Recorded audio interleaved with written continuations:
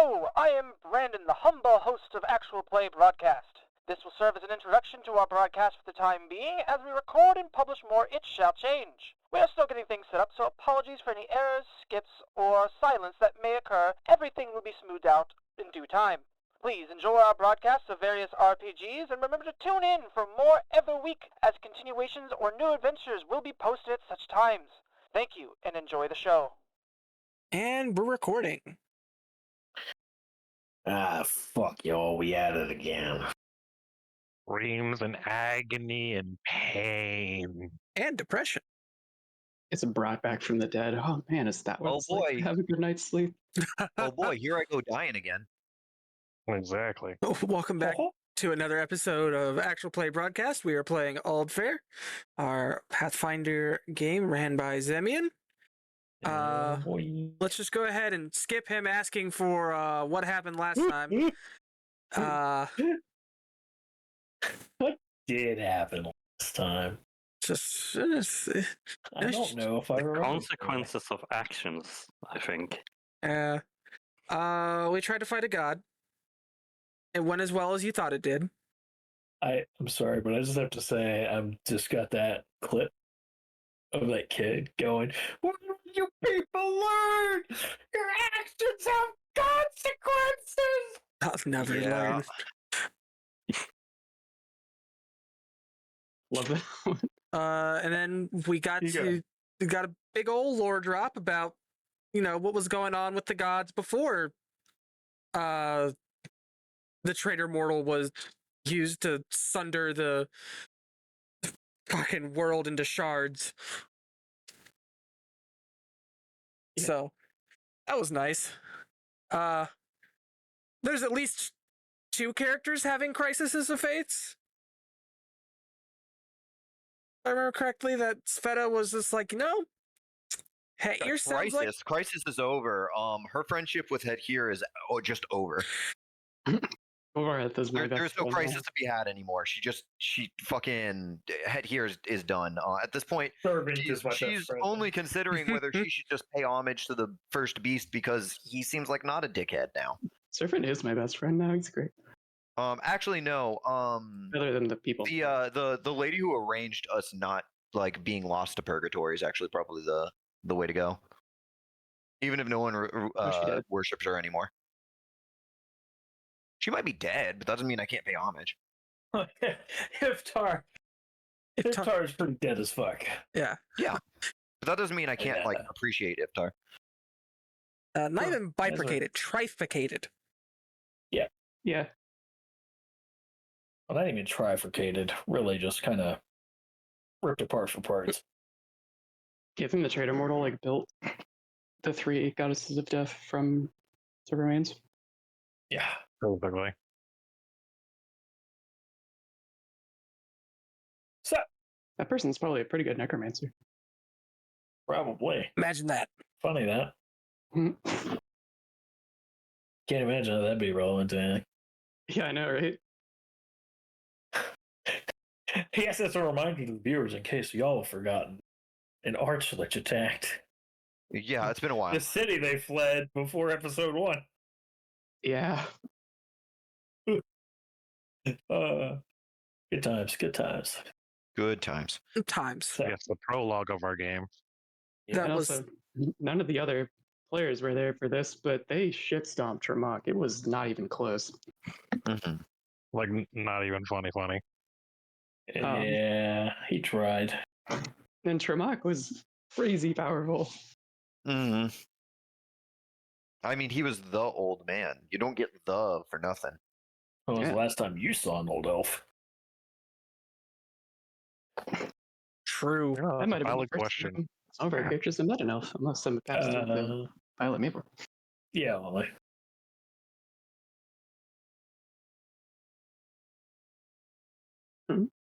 Did you have a question? They think his shit broke. Right then and there. Really?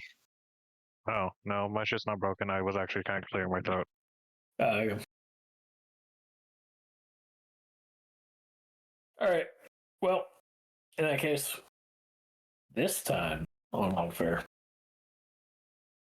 you all are standing there in this house. Servant is holding this. Well, the servant. Y'all have been calling him servant because he doesn't really have a name. Mr. But, the Servant. yeah.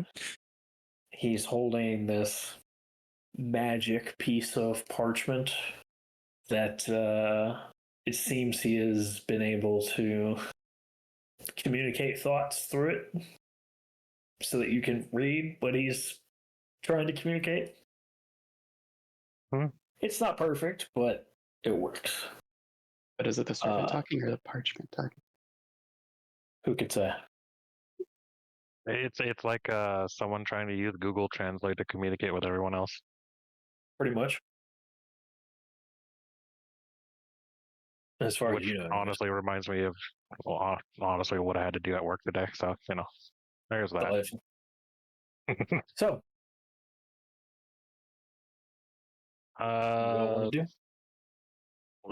Earthstyle inside. Where's Tilted?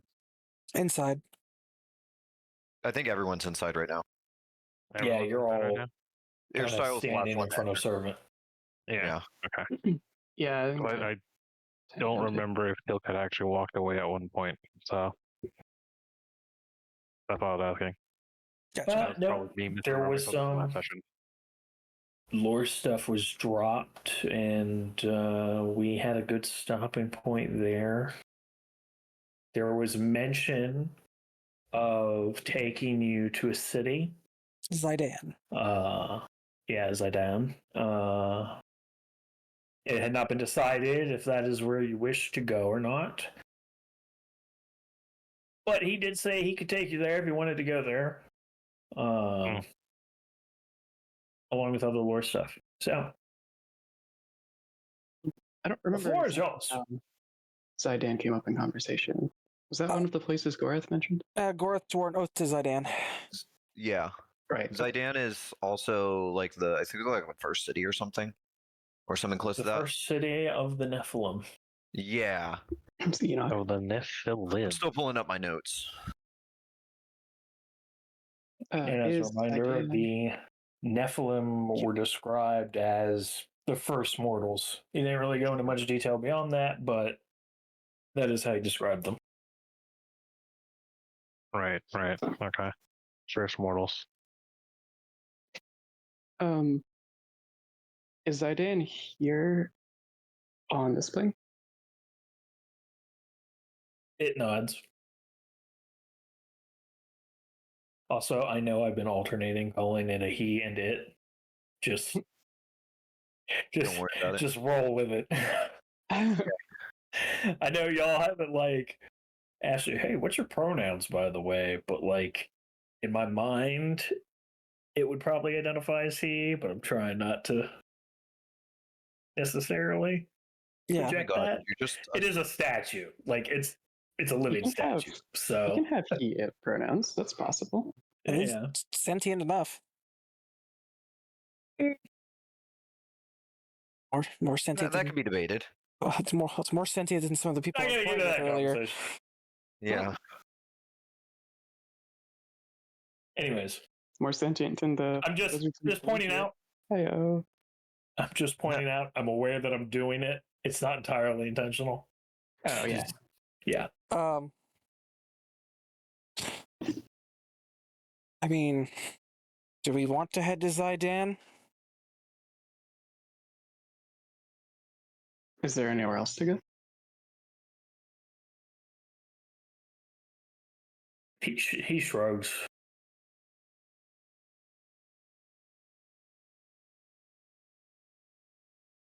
So Zydan, or we wander the wastes here? I would rather we go to somewhere we know exists than just wander around in this place. Yeah. And although it may be moot, I think it'd behoove us to try and get back to landfall as quickly as we can.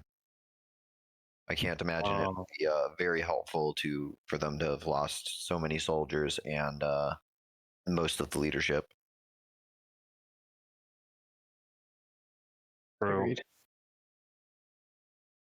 First, I'll actually turn towards the servant. Do you have any other information about the elven kind?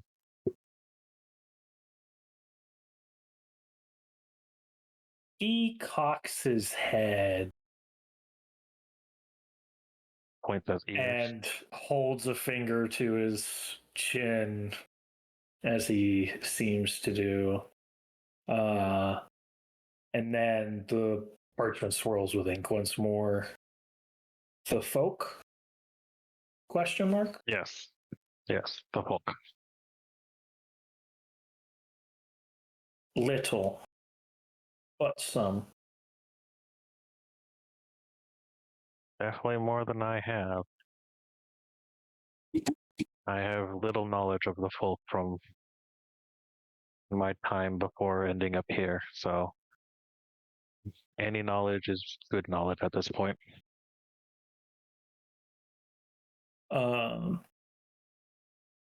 One moment, let me double check something real quick.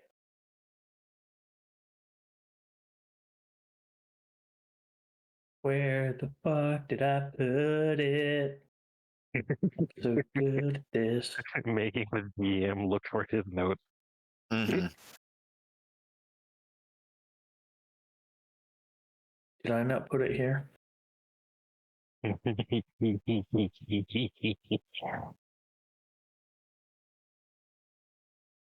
Oh, I'm just blind. I just scrolled past it like 5 times.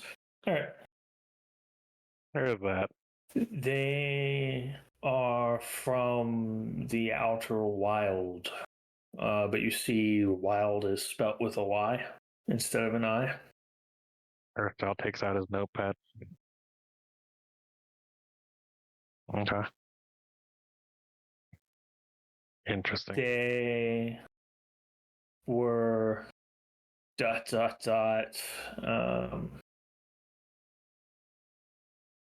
You see kind of like just question marks kind of half form as he thinks. Gorath was of them. Came as some sort of peace diplomat. I am not sure how to say. Interesting. So Gorath came as a diplomat. as an envoy, I guess. That's another way to put it. He nods. Our next meeting with him, if there is one, is going to be very complicated. There were a lot of assumptions made, honestly. I didn't assume anything. I said if. I think what he meant was that a lot of assumptions were made in the last encounter. Oh, well. We were trying to fight for our lives. Yeah. I think a lot of misunderstandings happened on both sides. Not that it makes it any better. I also know they are ruled by 2 courts, but I don't know much about this. Interesting. Okay. But I know Gorath had some kind of connection to the Night Crown.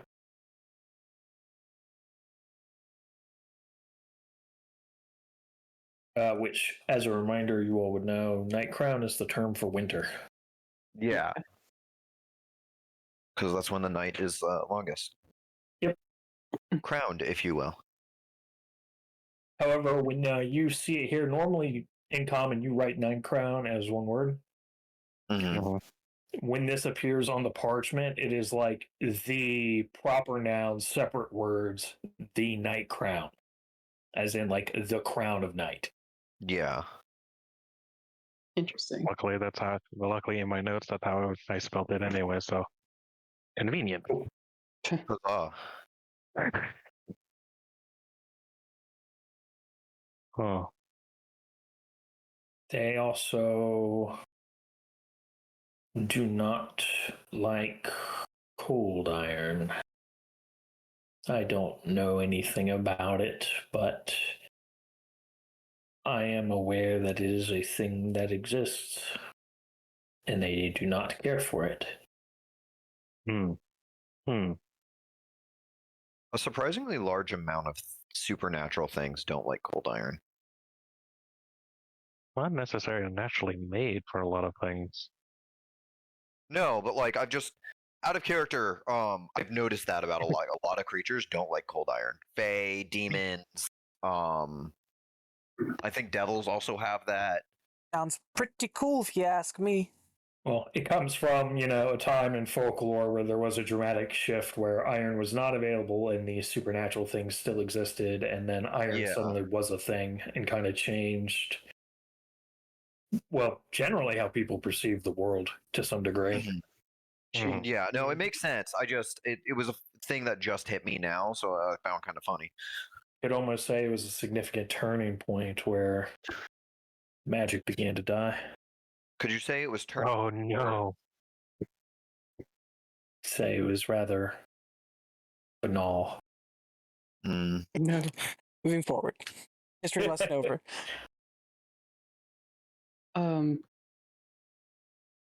Tangentially related. If the Nephilim were the first mortals, does that mean all of the rest of us are descended from them in some way? He holds a finger to his chin. I'm not sure, but I think so. The Nephilim were children of the gods after a fashion. I see. Is Did the folk not descend from them since they came from a different place? Or was the Outer Wild part of Ezerota at the time it was together? Any time Mistress spoke of them historically, it was always implied that they were there. Even during the time of the Nephilim? He nods. Is Zydan an active city? Are there people living in it right now? He shakes his head.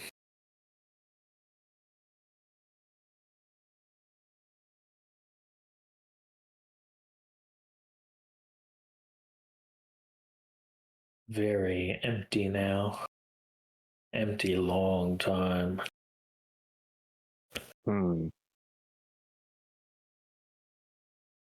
Interesting.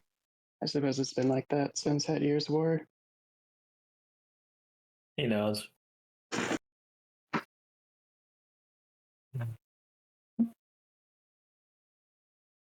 Everything I find out more about it here, only more and more disillusioning.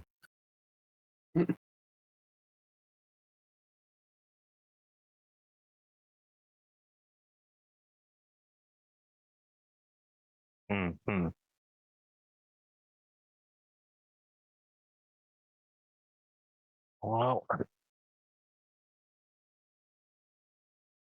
more curious things to learn about if we ever get back to the other side of things.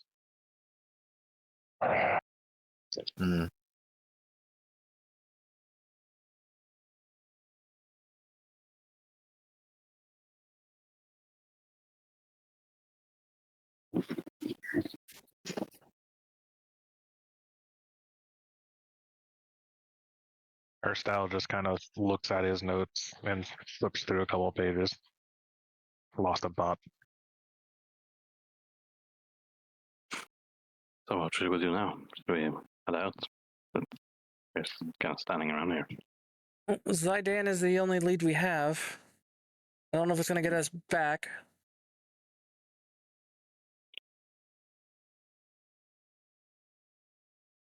Are we able to return here if we go to Zidane? He nods. Zidane is far. But we can walk. Or at the very least, I can drag you there.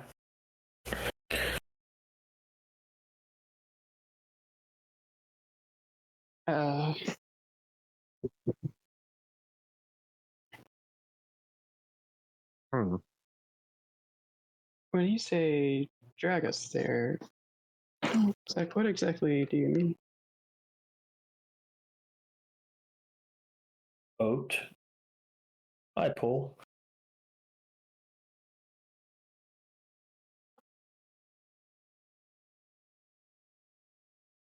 I think that would be necessary.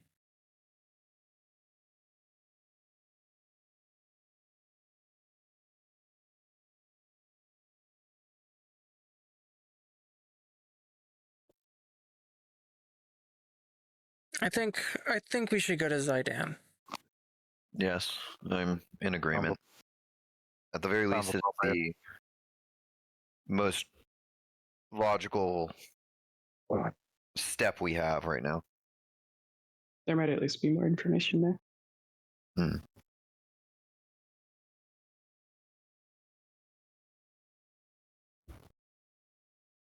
I show the way. What was that? I show the way. Oh, thanks. And he will tuck the piece of parchment into inside of his silk wrap.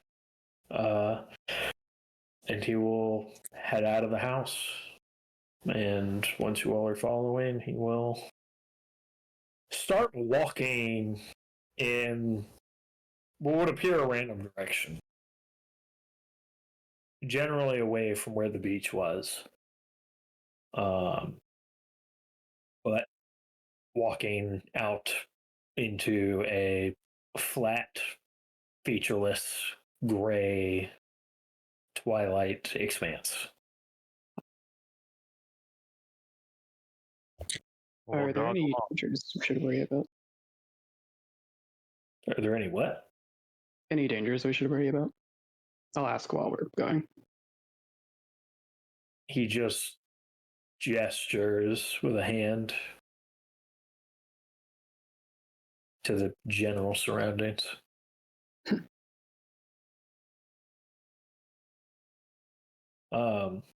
As you all are walking, you do notice now that you're actually getting to properly take in everything with your full senses. Yeah. This place is utterly still. There's no wind.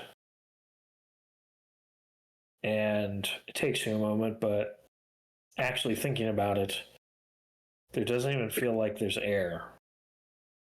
Trying to breathe in, there is no subtle sensation of air moving into the lungs or breathing out any exhalation of anything. Wow. It is silent, save for any noises you make. There's no real smell aside from dust. And it's just a flat, featureless plain, save the house, the tree, and the river that are slowly but surely shrinking behind you. I didn't really notice it before, but it doesn't seem like the environment here works the same way as it did back home. We can breathe, but it doesn't seem like there's anything to breathe, just that it works.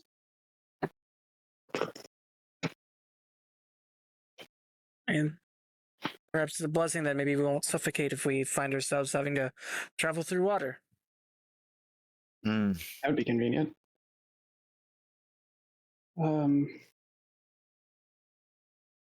Servant, are we actually alive again?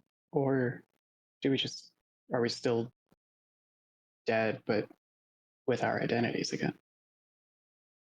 He will pull out the parchment and hold it over his shoulder as he walks. I am not sure. I am not the one who magicked this place. But Mistress wanted to make a place for the dead to go. But she was stopped before she could finish. I see.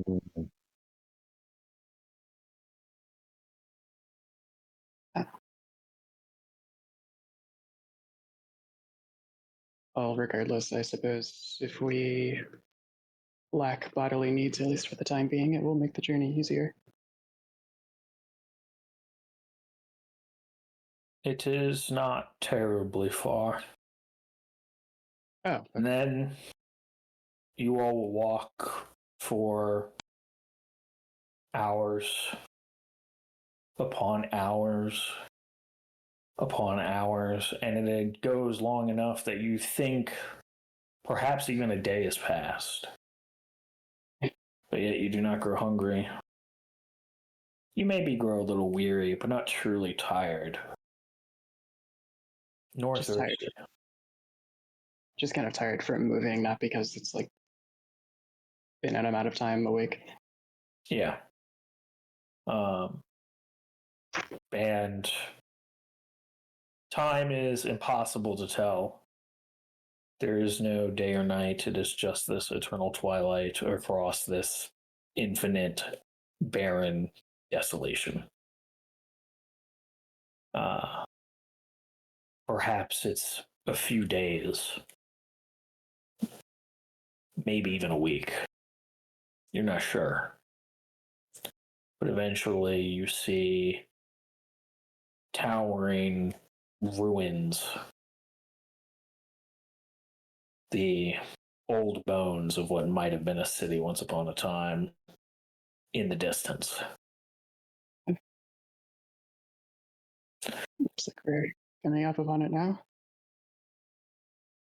Yes, and those final hours approaching the city seem to be the longest of the journey.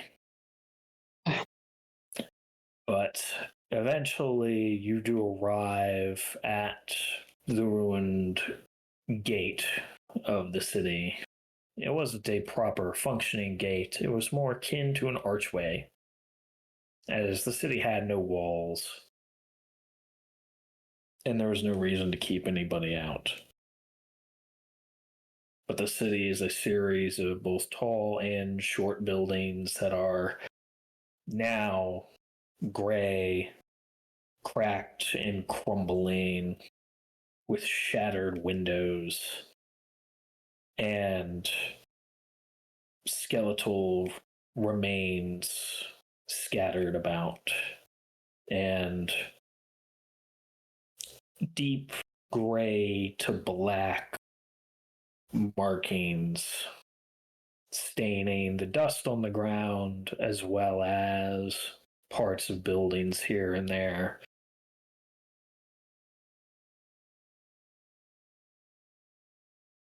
The skeletal remains are of what you would consider a giant. People that easily were as tall as Servant. Some taller, some slightly shorter. Some remains have half crumbled to dust. Others are still just old bones.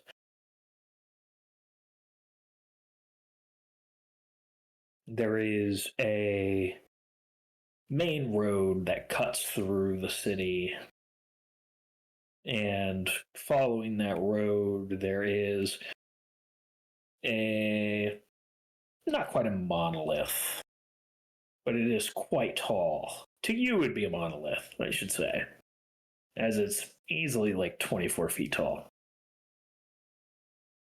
maybe a little bit more. But in Celestial Tilk, you can read. Aristotle can read it. Oh, you learned Celestial? It's not I learned, I already knew it. Oh, okay. I did not know you knew to read that, or you could speak it. In modifiers. In modifiers. Yeah. Let me do this real quick. The first lines are a proclamation. This shall be where the Nephilim, those that would know death, will stake their claim and build the first city. For there has been no need for such an edifice until now. And with these buildings and this territory, one will swear to defend it. And he shall be known as Gorath, and remembered as a friend, for he swears on all of his titles as such. And then in Celestial still, but it is not finely chiseled. It looks like it has been scratched into the stone. The first beast, first child of nightmare, emissary of the night crown, friend of the Nephilim, protector of Zidane. I swear no harm will come to those that reside, and they shall have peace so long as I am here to defend them from anything and anyone without. And there is a sort of a slash at the base of this, almost in a sort of signature.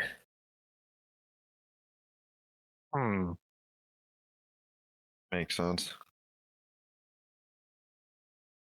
Aristotle will actually keenly read over the message, but at least the scratch part, and make a note. Was Hetier's attack on the city when Gorath was cast away?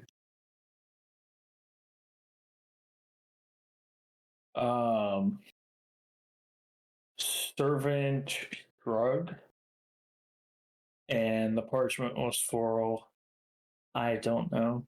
I was not here at the final battle. Oh, I thought you said you had seen Hetier during that, or were you at a distance? That was, perhaps I misspoke. There was another time.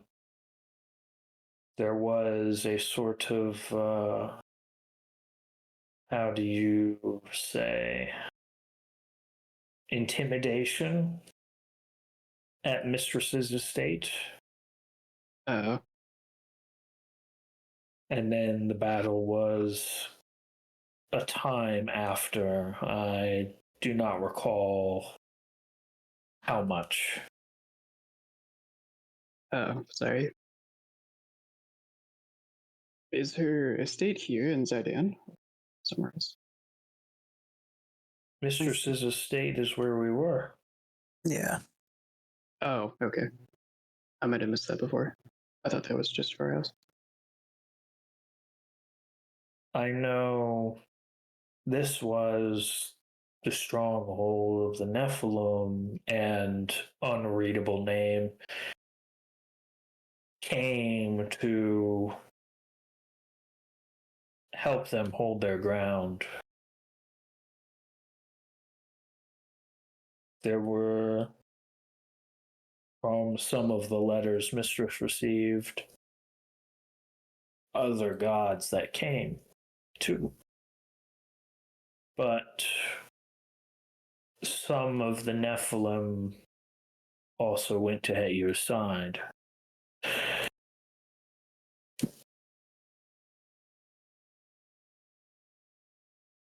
Ooh.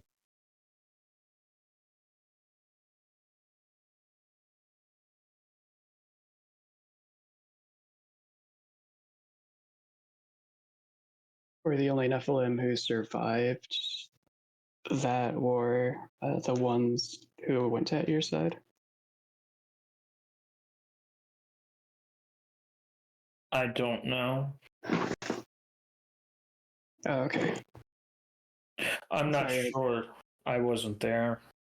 Oh. Sorry, I'm just trying to put things together as well as I can.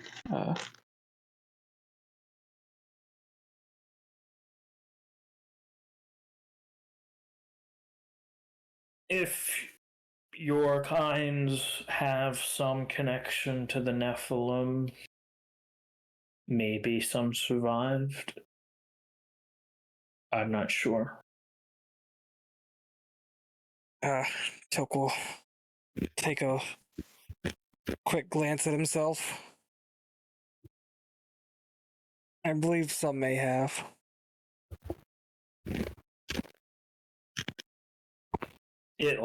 Servant leans in real close as if he had eyes to examine you with. You do have their bearing. You're a Nephilim? Asimar. Servant, does Asimar sound familiar? Well, I'll say Asimar and Celestial. Would that make Liana also Asimar. It is to say children of the angels. Those were angel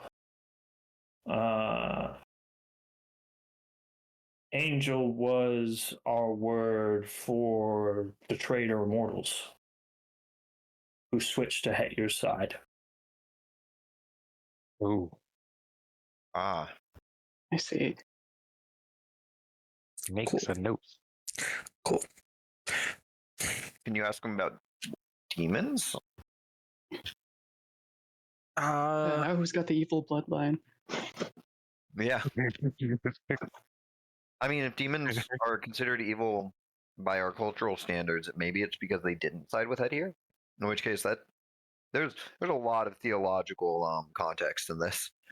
Yeah, he is explaining some of this stuff, but he looks a little confused himself.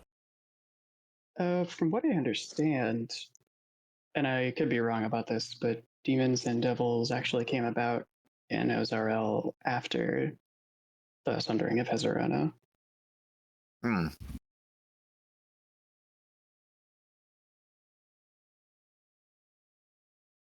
At least based on texts that we have, or had back in 8X, I guess.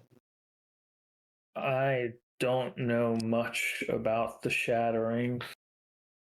I just know after the battle is when any gestures to the surrounded. Yeah. But this demon,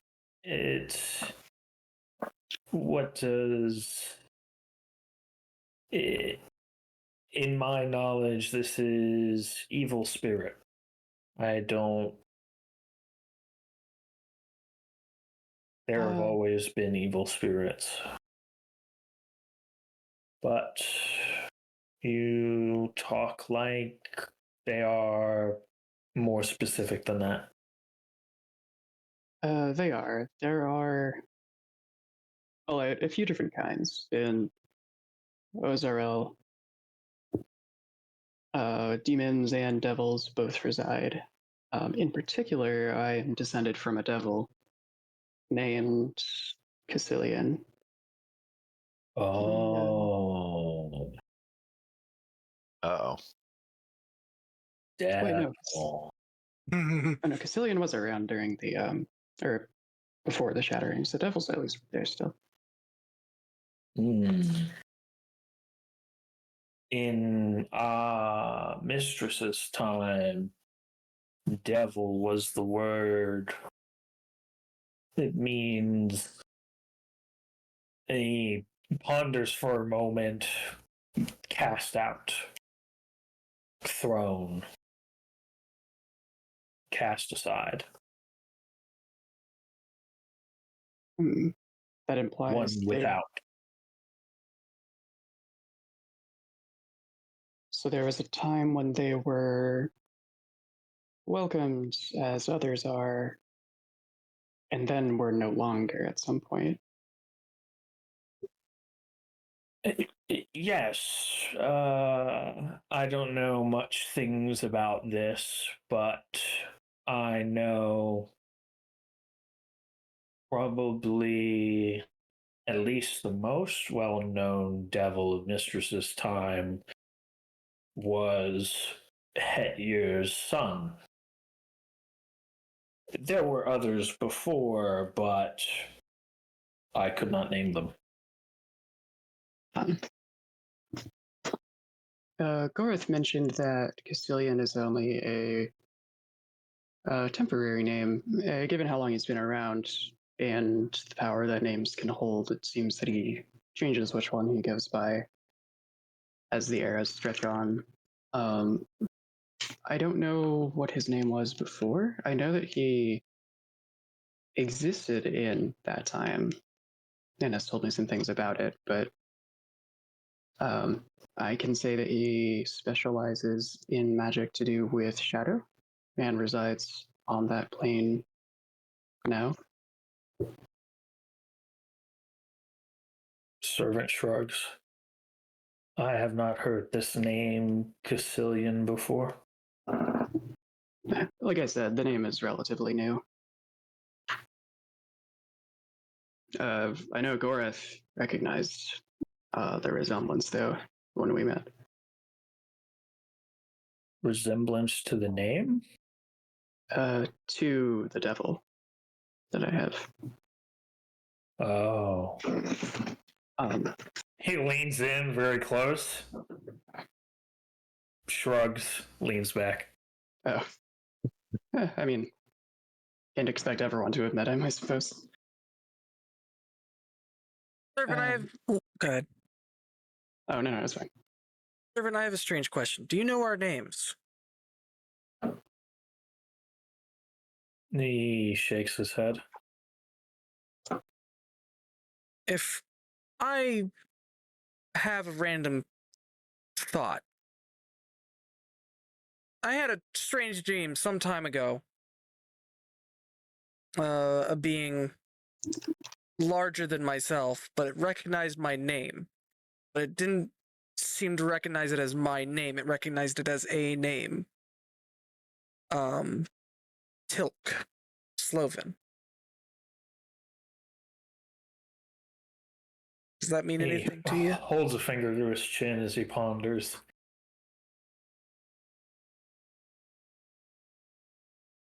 You saw this figure?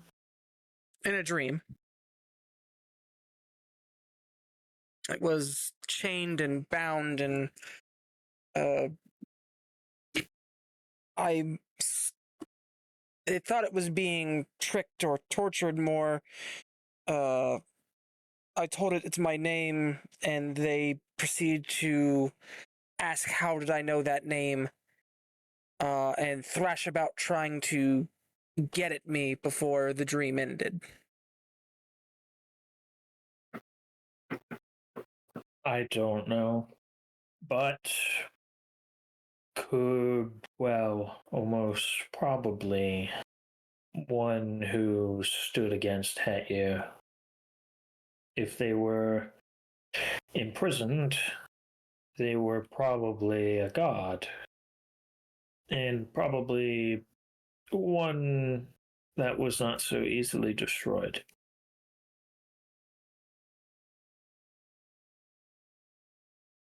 So why does or at least banished. Gods are notoriously hard to get rid of.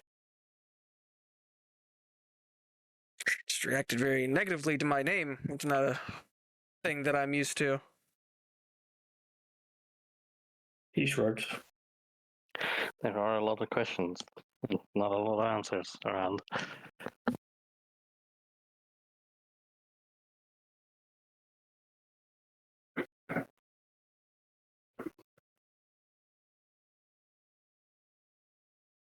You all, as you're standing there thinking, give me a perception check. I'll fucking fail a roll for you. Don't you worry. Rolling like hot ass for the past 72 hours. Just roll better, dude. Man. Yeah. I've been trying to do that for fucking 2 decades. Team 18. 21. 22. Hey, a 14 for a 20. Only 12. Only 6. Oh my god, that is the wrong set of dice. Oh, 1D120. Damn, son. That's a big fucking ball. It's just a ball. Got a little heft. 27. All right. Yeah. Well, you all passed. DC was number you all are thinking, and the usual silence is partially disturbed as you hear a scraping sound. And you all instinctively look towards the sound, which leads you to look up towards the top of one of these towering, ruined buildings. And it's roughly 7 stories up. There is a massive, like, size category huge, black raven that is landed up there. And it peers down at you with a curious black eye. Hey, servant. That the red raven. Even here. Mm-hmm. Whose is that? Servant looks. Whose man's is this? A servant of the one that came before. Are they friendly? He shrugs. Wasn't Black Raven the Forgotten Ones? Yes. Yeah, they have a raven motif going on. Yeah. So that's who I thought more than the Red Raven. The Forgotten One is referred to as the Red Raven, or was by Griff. At least, but all of the ravens we've actually seen have been, regular raven color. I think where you're getting confused is the Forgotten One versus the one that came before. Yeah. In which I say good, but you all know by this point these terms are one and the same. They refer to the same individual. Yeah. Yeah. Do you know if that creature talks? Or if it's been here before? These types of birds are capable of speech. I have not heard them do it, but Mistress says they can. There usually one out here? Just roaming around? I've seen them sometimes. Mistress says the one that came before is always watching, even when you think they're not. Especially so, says she. I'll kind of look up and sort of timidly wave to Giant Raven. Makes a quiet, like, cooing caw.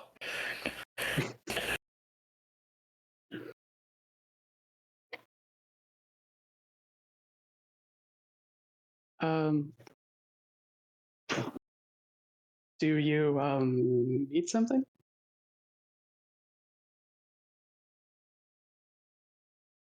So, I pull something up real quick. So, guys. So, Oh, okay. The Raven considers for a moment, looks around at the surroundings, and then it hops off the roof and then glides down to a lower roof. That's about 3 stories high. It kind of settles a little bit. Pause. And then its mouth doesn't close. And it stretches. And it stretches a bit more. And you begin to see something moving inside of its beak. And then stretching out into the light are red, writhing tendrils, 4 of them, exploring the air for a moment, but then pushing against the beak, spreading it wider and wider to an unnatural angle until you see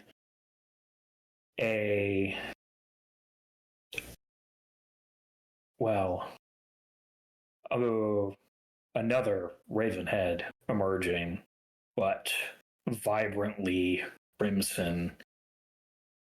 That's not weird.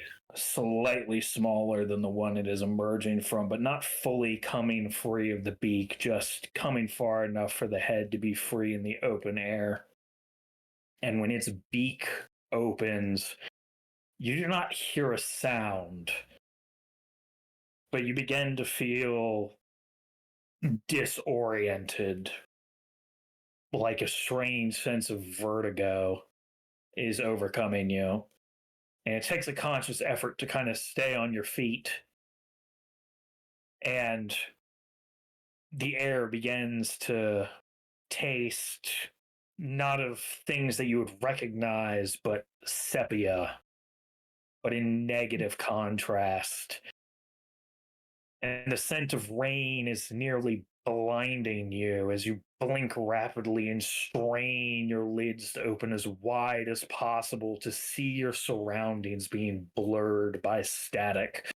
Warm blood oozes from your ears as you strain to listen to these silent words that can be seen as perfectly impossible polygons whose silence washes over you and crushes you with the pressure of black ocean depths. And then it all stops. And before you, it is just the raven again. But a message has been seared into the back of your mind.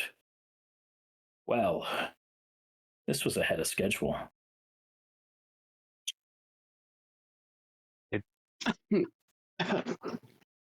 I hated that. I hated you that. know us. Oh, okay. Punctual as always. That Now was looks down at his notes and just sees nothing but scribbles on one page. Oh. Oh, fuck, that was endless. The raven makes a deeper but familiar cawing laugh, and that ho ho ho ho ho, and then takes off. I recognize that laugh, don't I, from when I fucking woke up from that goddamn dream. Yeah. Yep. You absolutely do. Is the raven that size taking off like a helicopter taking off? No, it's actually disturbingly kind of like just subtle. It just pushes up off the roof and then one wing bait and it's airborne. I forgot there's no air here anyway for it to like blast us away with. Yeah. A raven with owl feathers. Great. That's not fucking terrifying. Will haunt my dreams. Oh, that was a big one. I mean, luckily ravens aren't really aggressive generally. Well, it seems like the previous thing we learned that we should keep an eye out for ravens. Yeah. Is still in effect. Mm-hmm. Yep. It seems they make them big down here. The ladies are Just like fucking Landfall. Everything's big. Bigger than it should be.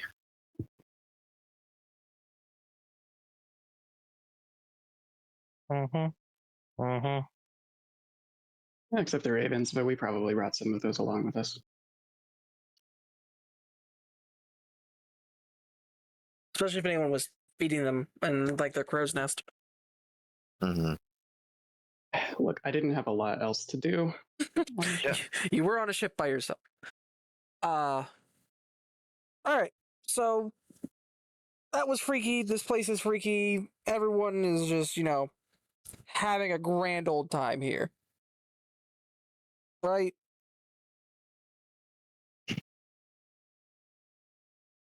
So Yeah. you can say that. This Servant, has the one who came before ever spoken to you or anyone else you know like that?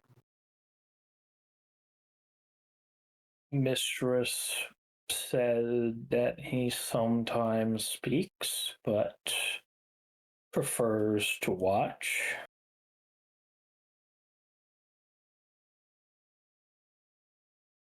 She often wondered what he wanted. It was never clear. Let's see.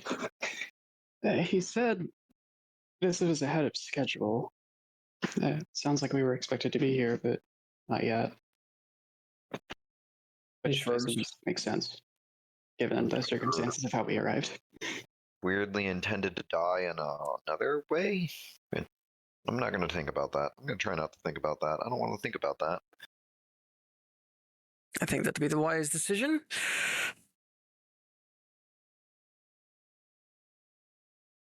Yeah. Well, I suppose we should look around Zidane more as well as we can.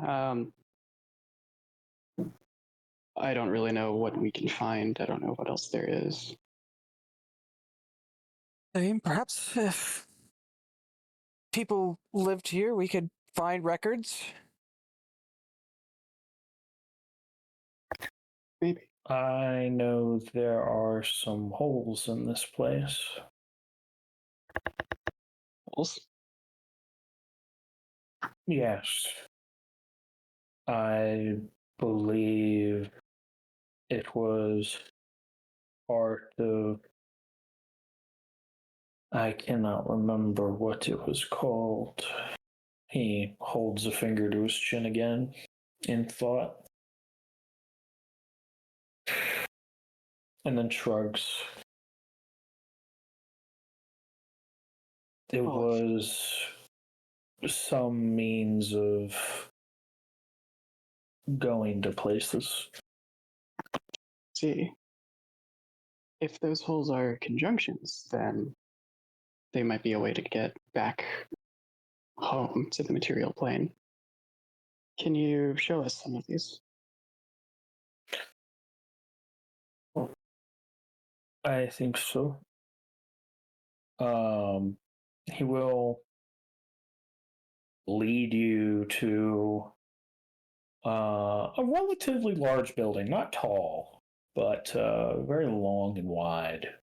And you can't help but think as you walk through this building with its marble columns and tile floors that are now heavily coated in dust, that this must have been some place of importance once upon a time. Yeah. And he leads you down a large hallway and then into a passage that this hallway directly feeds into. And it descends down a set of stairs into a circular room, and you can see these sort of platforms with stone frames and runes that are, if they are a language, none of you recognize. Hmm. Wow. Most of these are broken and not functioning. However, there are a few that are still functioning. It would seem the runes still glowing slightly. The archways very subtly humming. And as you enter the room, they kind of come to life a little bit. The runes glow just a little bit brighter, and they sort of spark with faint, soft white light. And they just swirl, and you cannot see through them, but they are these sort of portals. Okay. The one that is closest to you, you actually begin to feel a draft. Like air passing through an open window. Huh. And this air is cool, almost chilly actually, but refreshing. The smell of it is almost sweet and very fresh. It doesn't carry the stink of the ocean or the city or, people's chamber pots out in the streets. It's a fresh, clean air. Sweeter than any you've tasted before, quite frankly. However, from another, you can hear the chirp of bugs,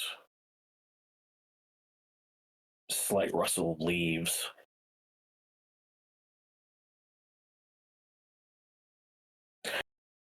There is yet another,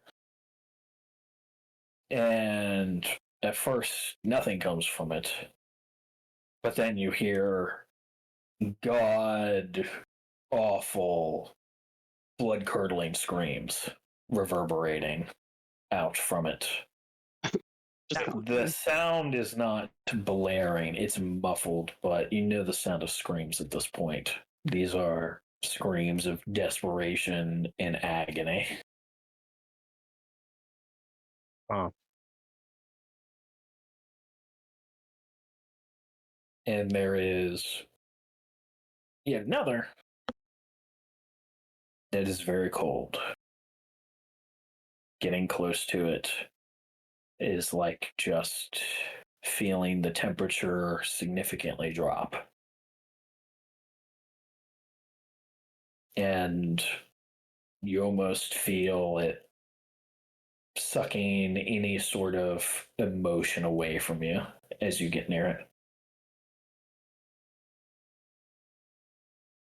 Does that feel like where I went when we died originally? Absolutely. Oh.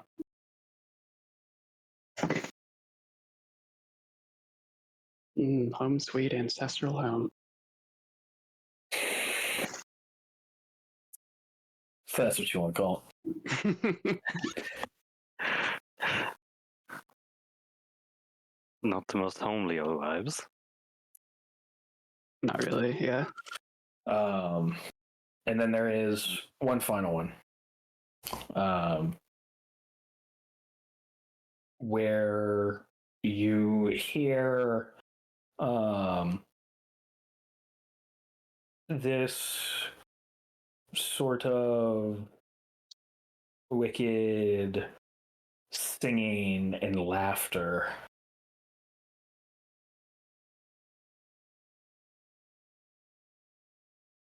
And songs in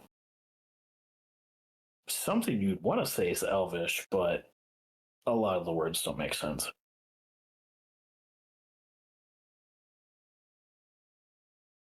Interesting. And those are the portals that are active. And there are runes around them that just aren't readable to us? Correct. Earth style. We'll go ahead and start taking sketches of this room and the ruins and the portals. Okay. Well, we have the frozen depths that is the birthplace or the domain of a devil. We have the sickly sweet smell of some place that sounds like a trap. Well, smells like a trap. It's not a sickly smell. It's just very sweet, fresh air.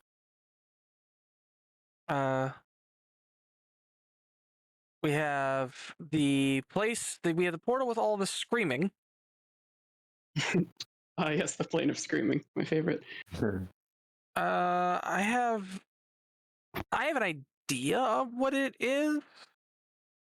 Potentially, pull up the Might be name. part of SRL. I'm curious. What do you think it is? I'm not going to tell you if you're right or wrong. I just want to know what you think it is. I believe it's one of the planes. I don't know if the sisters preside over them. Well, Azrael is one plane, and each one presides over a section of the plane. Gotcha. Are these runes in a language that you know, sir? I once did. I can tell you these are from the old magic. It is, by some miracle, they're still working, I think. It seems like they are.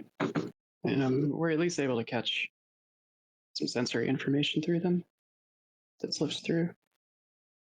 Old magic intrigues me. I had heard a bit about magic being different, more powerful in the time before Hezarona was split. But I don't know any specifics. I do not know what your magic is like now, but I know when this place turned gray, a lot of the old rooms stopped working, and a lot of the old things stopped working.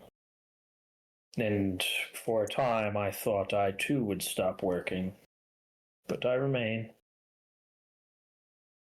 The magic, at least the magic mistress, and he says a name that you can't understand.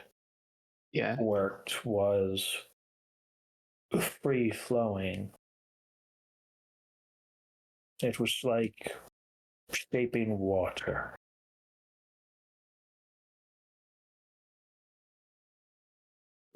At least that's what it looked like to me. I cannot do magic, so I do not know. Uh-oh. But they willed things to be, and they were that way. With some effort. Fascinating.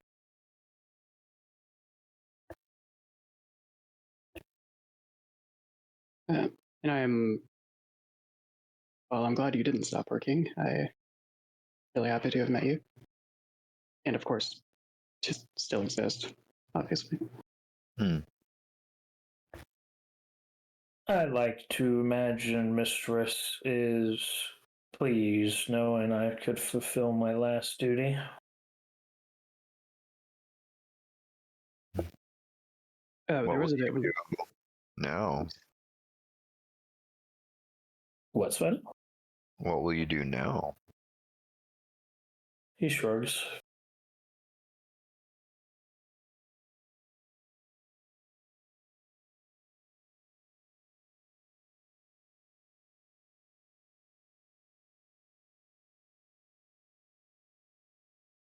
You could always come with us if you want to, though I imagine it will be very dangerous once we get going.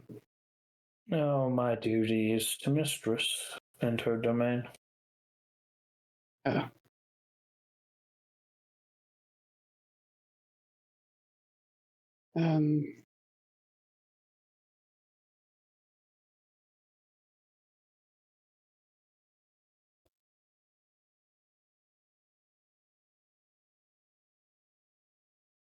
I'm not sure exactly when we'll be leaving, but assuming we don't make it back here, thank you for everything.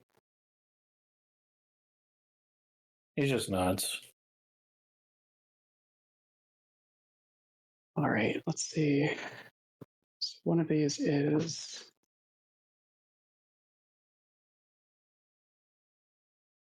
Oh, come on, that appears. I had a note over here that I need to read.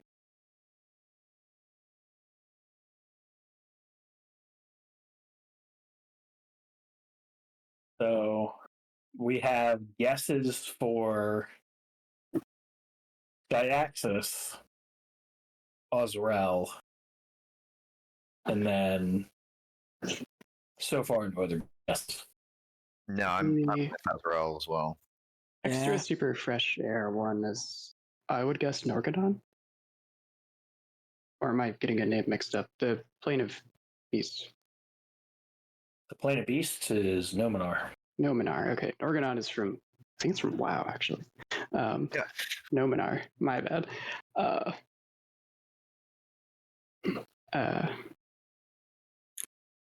At least I would imagine it smelling and feeling very untouched by mortal civilization.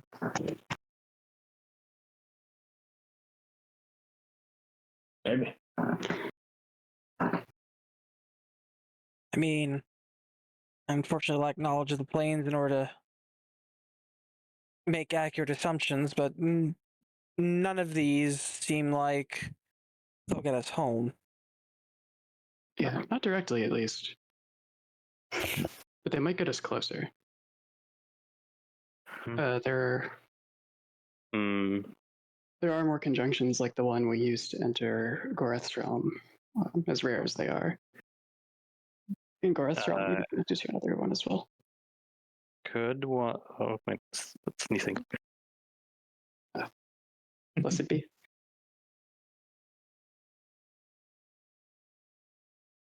Could one use knowledge planes to figure out if there's any one of these that is like easier to find a route back home with?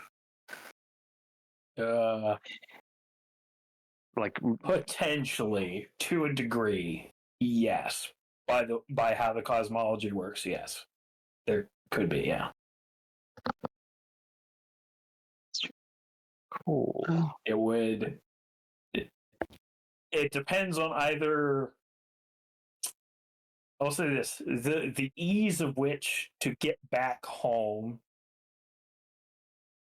is, and whether or not you think one is better is entirely dependent on your ability to identify what these are without going into them. Yeah, because confluences are weird, or conjunctions are weird. There's no guarantee when you go through you can necessarily come back. Especially these are not conjunctions as you know them. This is old magic. Yeah, they're artificial. Yeah, Rhea is going to try her best to figure out if there's one of them that could potentially be the... Yeah, I help. Okay. Roll me a d20. Let's see, is it better for me to assist or better for me to make my own roll? That is up for you to decide.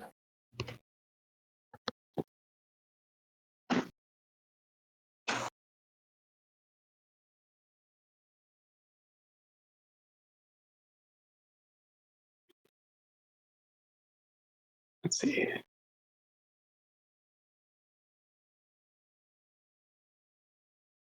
I will make my own roll. 24. Okay, that did end up better than I would have been by a little bit. Okay. And Rhea had the 18. Okay. So, for Rhea, you're pretty sure the one the screams is coming out of. Safe to assume, quite likely, either the realm of the damned or something adjacent to it. Safe to assume it's probably Azrael.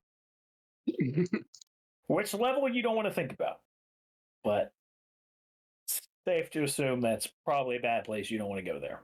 And trying to get out is, without knowing much about these other options, probably the hardest one.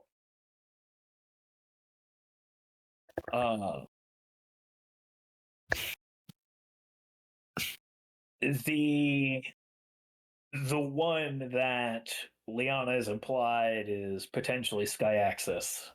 Also, likely not a good choice. Yeah, that one is understand. Sky Access is actively hostile to living things. Just being there will turn you to shadow. Yeah, it's like on the one hand, you might be able to get some help from Grandpa Castilian. On the other hand, the plane is ambiently lethal, so maybe not fantastic. The one that is vaguely elvish, well, vaguely elvish singing coming out of it. Implications might be either maybe it's Ahios, and it's an elven culture you've not encountered before. Maybe it's the Outer Wild. If it's the Outer Wild, that is going to be very challenging to come back from. Yeah. Because you would know the Outer Wild as the realm of myth and dreams, and intellectually speaking, as Megire. It is the border between the unfathomable chaos in the known universe. Oh. It is cosmologically a place that little is known and understood about. Because getting there and coming back from there is very difficult. Hence the name. Yes, there are some mages who claim that it is possible to visit temporarily via dreams. And there are some who imply, well, when you dream, that's actually like you're catching glimpses of it. Some people have dismissed these claims as preposterous. Yeah. Sure. Some mages other mages claim those mages are stupid. The one with your 18, between the sweet air and the one that is chirping with insects and leaves rustling, either one could potentially be Nominar, maybe even Ahios. The one with the sweet air also has a potential of being Aroxis, the realm of air. Getting back from Aroxis would be probably third least challenging. It's a high realm, but not as far as you know, not as immediately hostile as some of these other options. I mean, is there anything done? If it is Ahios or Nominar, Ahios is obviously the objective, so that at least puts you significantly closer, cosmically speaking, to home, regardless of where it puts you. If it's Nominar, if it's any realm that's not Ahios, Nominar is as good as it gets. As far as easiest to physically return to Ahios. Nominar, however, is also filled with every creature that ever has been, ever is, and ever will be. It is also said to be the ancestral homeland of dragons.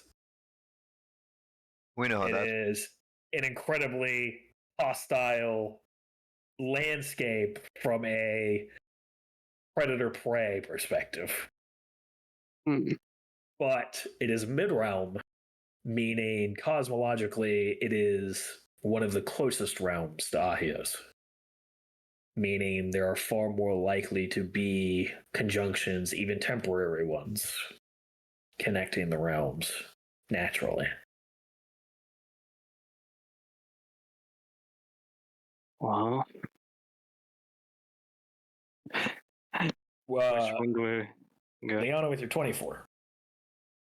Oh, right. I thought you were just telling us the results of both. Okay. Yes. You think the one with the chirping and the leaves rustling? Impossible to tell between Ahios and Nominar. Yeah. Anything and everything can live on Nominar. You could be hearing Nominar through that. The wind blowing, you're not really sure. Could potentially be Nominar. The idea of untouched by civilization, yeah, super clean air. Could be. Could also be Aroxus. You're pretty sure it's not Ahios, though. Nowhere you've been on Ahios says the air smelt or felt that good. Yeah. So you're pretty sure the windy one is not Ahios, at the very least. Yeah. In between the two, the insects chirping, leaves rustling one is more likely to be Nominar or Ahios. 50-50. Boy, I love a good coin flip. Yeah.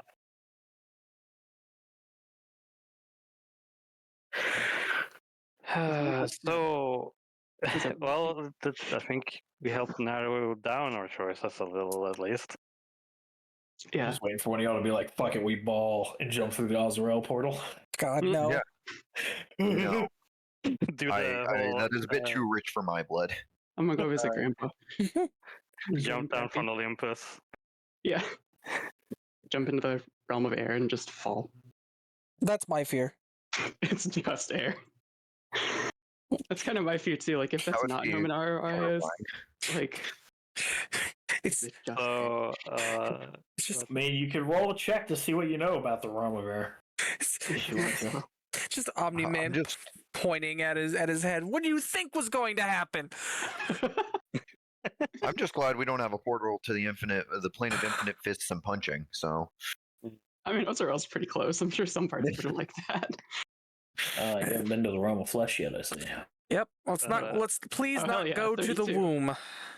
I know, yes. Oh, well, shit. That is a natural 20. Hey. Damn, apparently I just like read a really good ass book on that one. Cool. Or Tremak stuff about it, I don't know. Actually, really fascinating.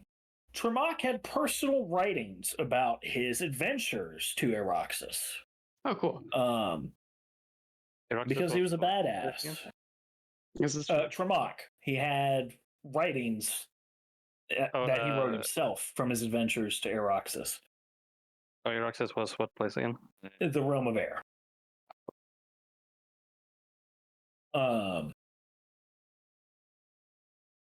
He reported it was actually one of his favorite adventures in his later years.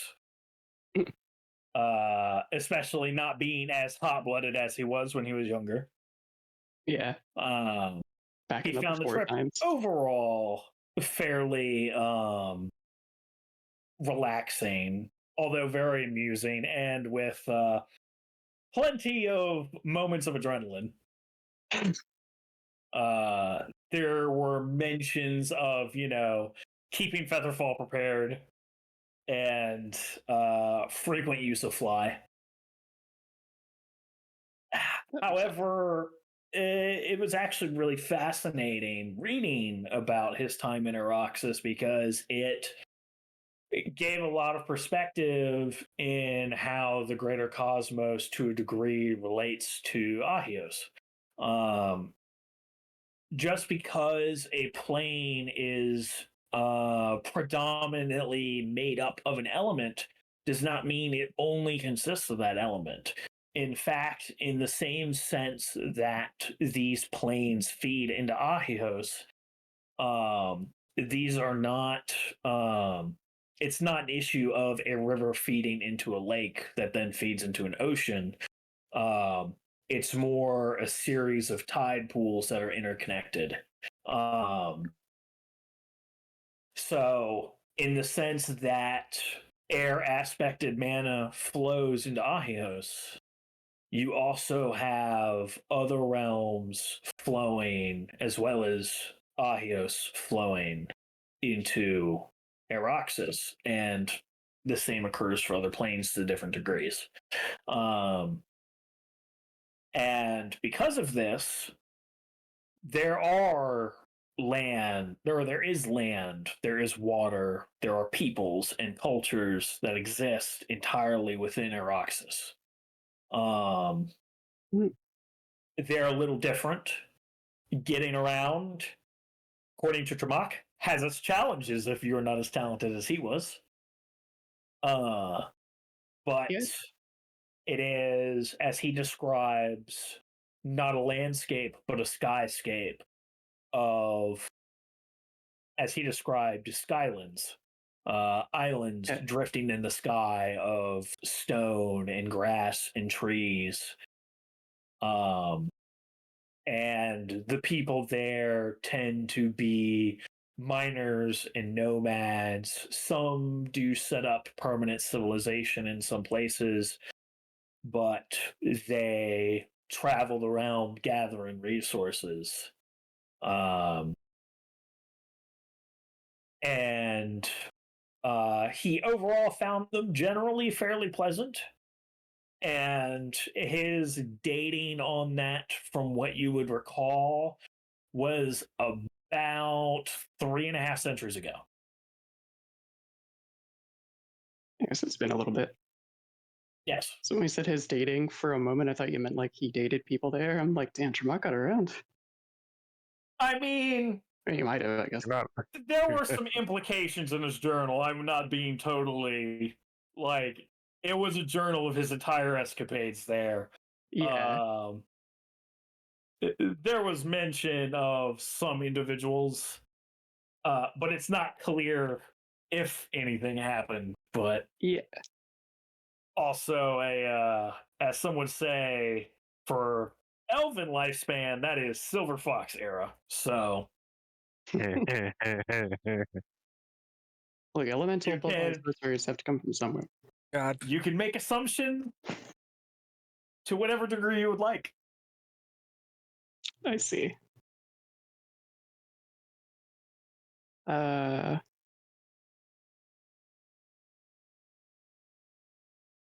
right, so Araxis wouldn't be entirely impassable. I miss Tremak, though. I mean, cosmologically,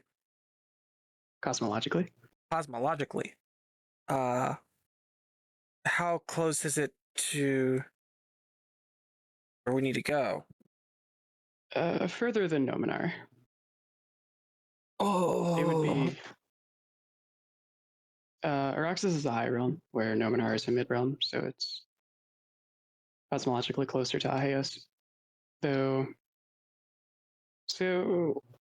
I see some pros and cons. Nominar would be the shortest trip distance-wise, because it would connect more directly to Ahios, but would be much more hostile than. Which, to be clear, Araxis most likely. When we're talking about cosmic distance, we're not talking about travel time.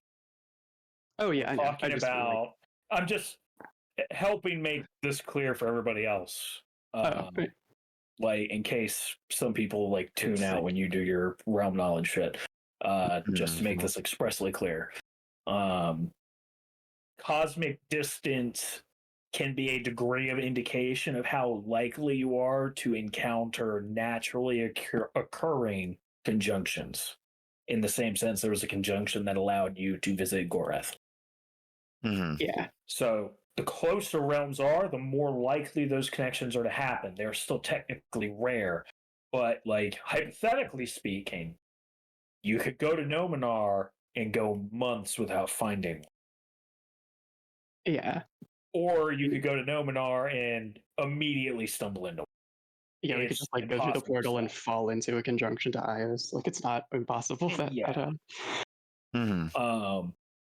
So when we're talking about cosmic distance, like, keep that in mind. Big upside with high realm versus low realm. Low realms are generally the bad places where the bad shit is. like Skyaxis and Azrael. High Realms, well, from what we know, generally better. But yeah, I also know we're also getting different opinions about Etnir now. So, maybe some of y'all are starting to question how good the High Realms really are. oh, that might be good for Hetyer and the Angels. Yeah. Me and him and his homies are just Yeah, I mean the realms. Yeah, I imagine High Realms are probably less likely to at least be like ambiently dangerous, like Skyaxis or Azrael would be. Even if even assuming the worst with like Hetyer's just coming for us and we would be on his radar if we went there, like, yeah, it's not the plane trying to kill us. Yeah, it's just the master of it. Well, let me ask. As of right now, he has no reason to come after us. No. No, Does it I just mean- meant like worst case scenario, he wants to kill us directly. Like we're not getting killed by the air. Well,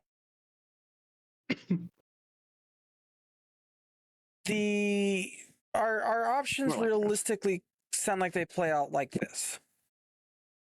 We go to the Outer Wilds and good fucking luck.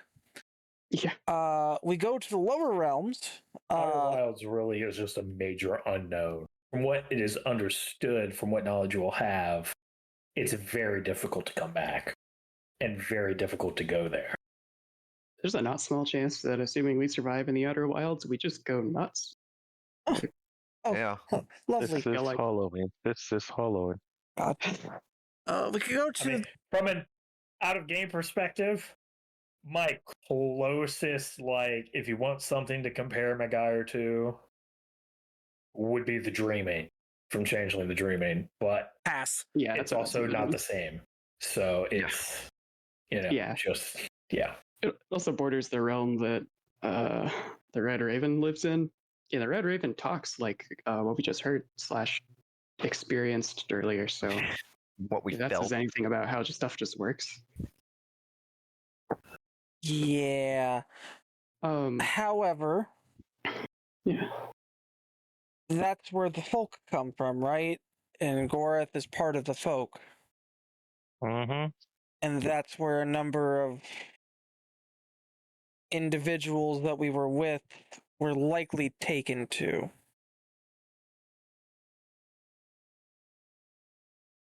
That is very true. Yeah. Yeah. That's technically correct. The best kind of correct. There were some of you conscious to see them being taken by the folk. And that's true. Well, and additionally, throwing this out there, Gorath called upon them and they came out from behind him. That tells us that there is at least one portal that exists. That or they can jump planes freely as a part of their contract. yeah, Gorath might just have the power to do that also as well. That means that they'd He is be able still to a use god. that. That means they'd be able to use that power for us if we were able to find That's one. fair. Yeah, whether it's naturally occurring or they're doing it intentionally. Correct. Want to throw that out there as a possibility, because our other Well, you do options are Tend demons. to change our. Well, Our other options are demons and devils, navigating sky islands, or possibly dragons. There do in fact be dragons. We can't fly, I think, right? Not yet. So Sky Islands might be problematic. true. Yeah. I don't want to be cast away on Unless we top get help of the from the rock. people who live there. Yeah, who would be adapted to that specifically? And again, if we don't end up near any civilization, nor just cast away on a floating skyland, Where we starve to death. We paint Yeah. a little red face on our spellbook. yeah. Mine looks like a hand. Boy. I mean, one of us already cuddles their spellbook and stuff, so maybe that's true. right. I have the best spell book. So that's Yeah, kind of jealous. kind of what we're looking at. We either, yeah. We brave dragons or we brave Yeah, I think the Nominar would be the simplest and most reliable route, but would also be dangerous in its own ways due to the creatures who live there. Like you said, the Outer Wilds has some possibilities of its own. Also very risky. Yeah, I think our rapport with the folk right now, and Gorath by extension, or vice versa, It's a little maybe primarily negative. Yeah. But we're going to be looking to change that anyway, right? Yeah. Yes. And I don't think Gorath is going to, if we show up in his realm, put a hit out on Sniping. I think it would be unwise to head there for now while that happened. Here's the issue with Yeah. that. I just want to put one more thing in this bucket. We have a lead for that realm. The rest we're just kind of. We'll be searching blindly for a thing that is rare either way. So there's a problem there. We still don't. That's going on the assumption that wasn't a portal they created themselves. It also goes on the assumption that we will find it in the realm. We still need to find that portal in the realm, and that's about the same wherever we go. Or we find individuals that are associated that we could work towards getting to either them opening that for us or leading us to it. What I'm simply saying is that we have a lead for one realm. Everywhere else is going to be blind searching and could take us. Yeah, we have more years. than nothing in one option, which is not great. I understand, but it's kind of the best we got. Yeah, it's probably going to be blind searching either way, but there's at least that little tidbit. Mm-hmm. Yeah. Well, my decisions have been getting us into trouble, so I will provide. Except in this case, I think you're correct. Oh, well, I thought I was correct last time. Didn't you say you were related to Azadal? Yes. I don't know. Full family connections. I don't know if that would give any diplomatic advantage, but I don't know. I'm gonna be honest. I have not been great in the diplomacy department so far. Well, I have not been supporting you fully in your diplomacy department, so that's on me.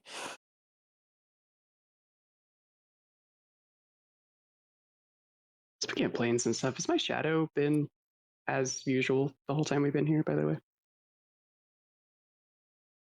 Curious thing about that. You Don't go have a look shadow. for it. It's not there. Oh. Like the shadow just isn't there at all. Yeah, she has no shadow right now. But we have shadows. No. Okay, none of us. There have are shadows. no shadows for anyone. Okay. Cool. Right. Are there just no particular light sources? So it's like just kind of Correct. Yeah. Okay, that makes sense. I just wanted to ascertain if that is unusual for our situation. Yeah. I don't know. Ursula, what do you think? Hairstyle's not really paying attention, except for the portal that had the strange elven, almost not elven, speech coming from it.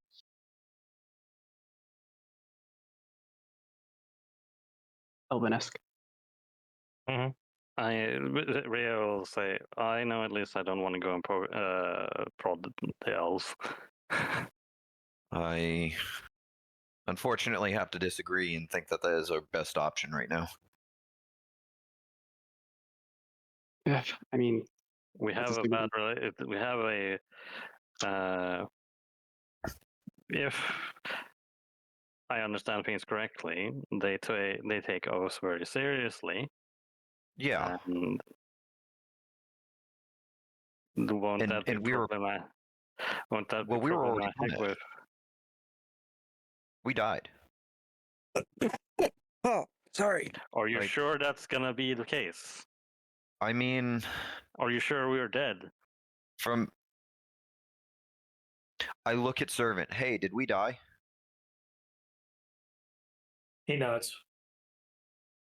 But are I we dead gestured now? at Servant. It doesn't matter if we're dead now. We died. Does there still have his Oathbreaker mark? Oh, absolutely. Yes. Yeah, that I don't expect to go away. It looks like a permanent tattoo that is on his arm. Rhea kind of vaguely gestures to that, and that's probably going to none of these are perfect. Like, we're going to have No. difficulties one way or another. I know. Would you rather go to hell? No. No. We're having a discussion where we're going to have a bad time probably wherever we go, because that's been kind of a running theme.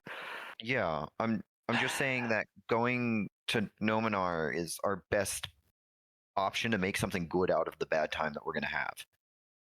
I don't know. I had a good time in Adax up until the ending parts. Oh. Yeah, well, I had a time. Adax is still standing in Sky Axis. Yeah, yay. Wait, when I saw it, was it kind of, even before it got attacked, wasn't it kind of crumbly? I mean, can't win them all. Yeah. It's still there, though. I mean, it might still be standing on Ios. I don't know. The undead might have just moved in. You don't know. You don't know what the socioeconomic situation for zombies are. Yeah. They have a stronger economy than we do. See a bunch of zombie stockbrokers just roaming outside somewhere. The zombie economy is in shambles. It's been dialed in. Here's the thought. Necromancy up. Silk will reach into his pouch and pull out a piece of silver. Oh, are we really gonna coin flip our way into another? I'm not abiding a coin flip, guys. I want us to agree on wherever we go. Okay, to be fair, it depends on how you do the coin flip. Because you can use it to randomize something, or you can use it to help yourself make a decision that you are kind of decided on. There's 5 portals. Also that. You label what's what, and you roll 1d5. I don't know. We've kind of ruled some of them out entirely. Yeah. Well, if we are in fact these fate-bound beings, fate-bound to have to struggle. Zemian. Yeah, it was. Is there any structural pillars in this area of this room? There's walls. There are no pillars. Okay. The chamber is not big enough to require pillars. Chamber's not big enough to require pillars. Okay. Is there significant enough rubble in this room that could post as an anchor? Are you gonna try to skydive through? So I'm here for it. Yes, there is rubble. Whether, well, no, there are bits that are probably heavy enough to support the weight of somebody as an anchor. Okay. You want to go for a dip, as I say?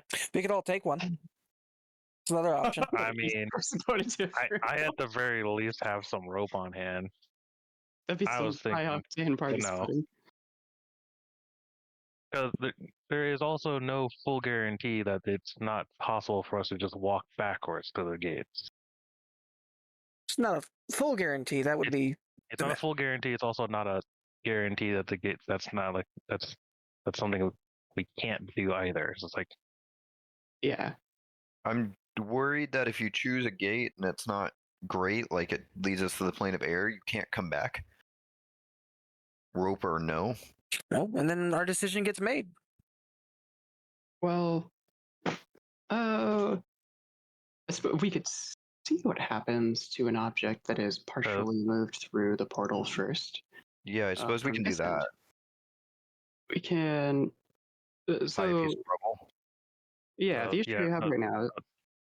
Sorry. I was asking Zemian this mainly because this is just Erstyle's thoughts. This is not thoughts that are being voiced out loud.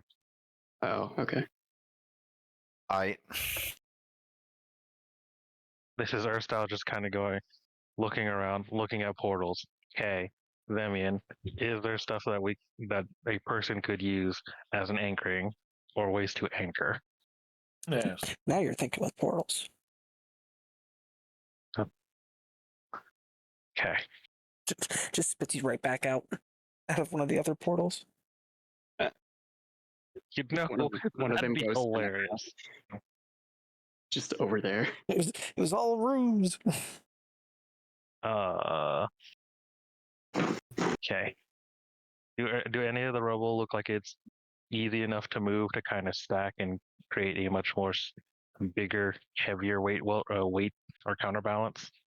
I mean, it would take a little bit of effort, but it could be doable. Okay.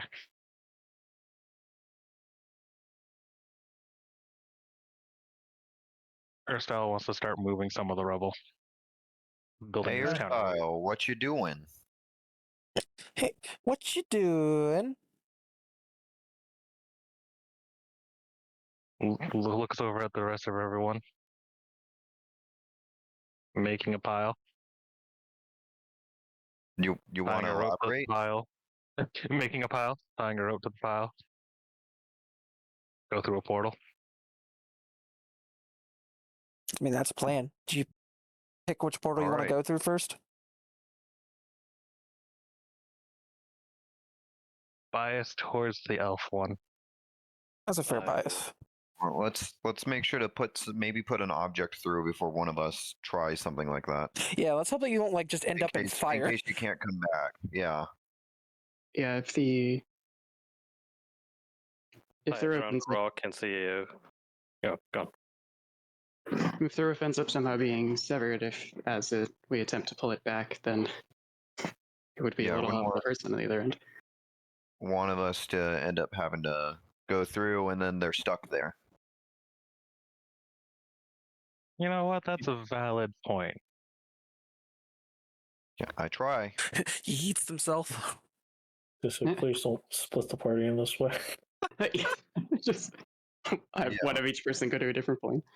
I mean, if shit happens, but please don't purposely make my life a nightmare. Yeah, right. Yeah. No, Erstyle is going to continue building a pile of rubble to be stable or, strong enough to kind of support at least a person, or what he thinks is enough to support a person. And then he's going to pull out of his bag some very fine white-looking rope. Okay. He's also going to then look for another smaller rock and tie the rope around it, using that as the point to kind of bury in this pile he has, and then find another rock to tie to the other end of the rope. Do you want my fishing pole instead? Oh, I didn't know. Is your fishing twine strong enough for us to actually pull and yank without cutting our hands? I mean, with the fishing pole, probably. Have you gone fishing before? Yeah, I was going fishing on our boat ride. I wasn't asking you, Tilt. What's the? Yes, I've been. What are you doing with the fishing pole? No, it's not what we're doing. It's they want to use the fishing pole, or thinking about using the fishing pole. I'm not saying we grab the fishing line. I'm saying we use the fishing pole in all of its glory. You have a whole ass wooden rod to. I'm asking. What do you mean by use the fishing pole? Are you thinking of like Minecrafting somebody with it?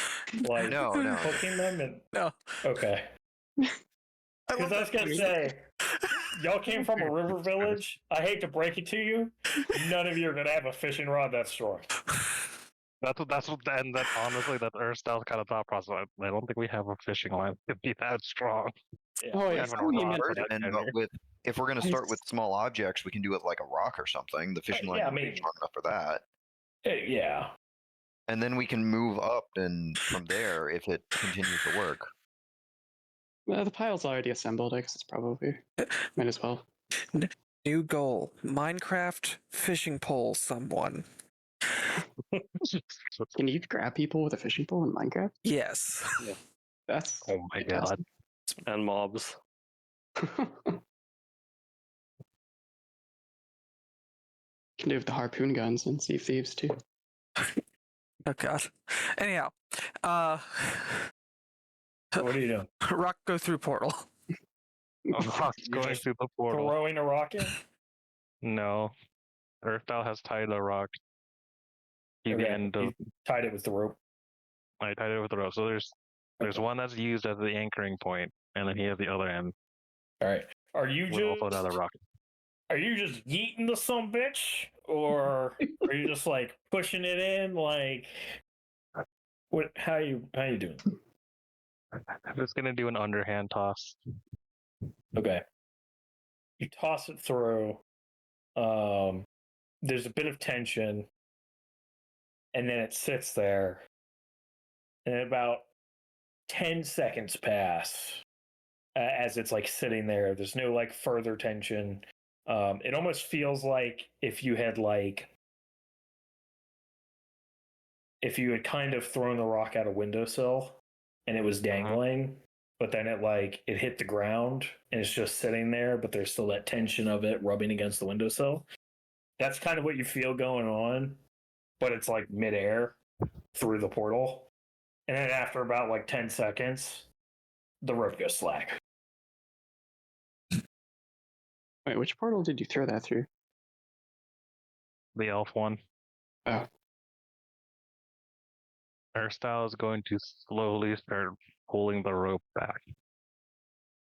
You don't have to pull it back. Like when it went slack, like it was like right where it met the portal, it just fell down. And it's not connected anymore.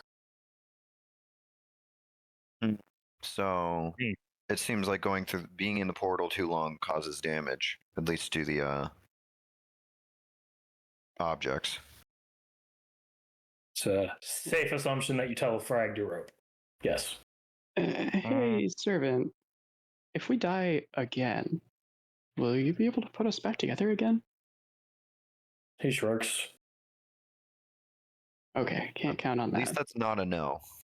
Yeah, let's not push it, I suppose. I would rather not take the chance if possible. Yeah, I will not test it unless I have to.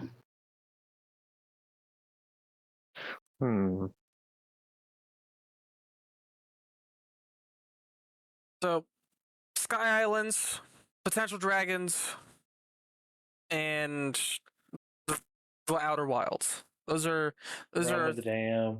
No. Axis. No.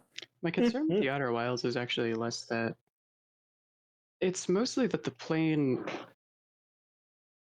given its supposed dreamlike quality, may not be navigable by normal means that we're used to. We might not understand the way even reality itself works while we're there. Yeah, it may literally drive us insane. So then our options are floating sky islands, place where there are dragons.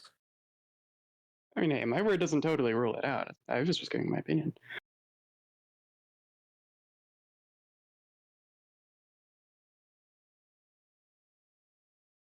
I mean, I still like Elflands, but it seems I'm not going to convince all on that. Yeah, I mean, I agree on Outer Wilds just because there's potential for us. Like we have a direct lead there. The issue would be navigating to it, finding it, and finding contact. We could end up in the middle of absolutely nowhere and then not be able to navigate our way anywhere else. But when we would find someone, the potential for us to find a way out is increased exponentially. Whereas the other two options, one of which navigating from island to island is the hard part, and the other one is avoiding the manner of beasts that roam those lands. Although, maybe Rhea has some diplomatic immunity. Yeah, well, I certainly wouldn't. I can't say for sure, but I do know that I have some ties there. So it's like, where do we want to take our chances? I mean, ties in Sky Access if we want to try it. Have dragons classically honored blood ties? Does she know? That's an interesting question. Do any of us know? That's a fantastic question. Knowledge, nobility. I'm trying to think of what an applicable knowledge test would be for this. Nobility? As dragons.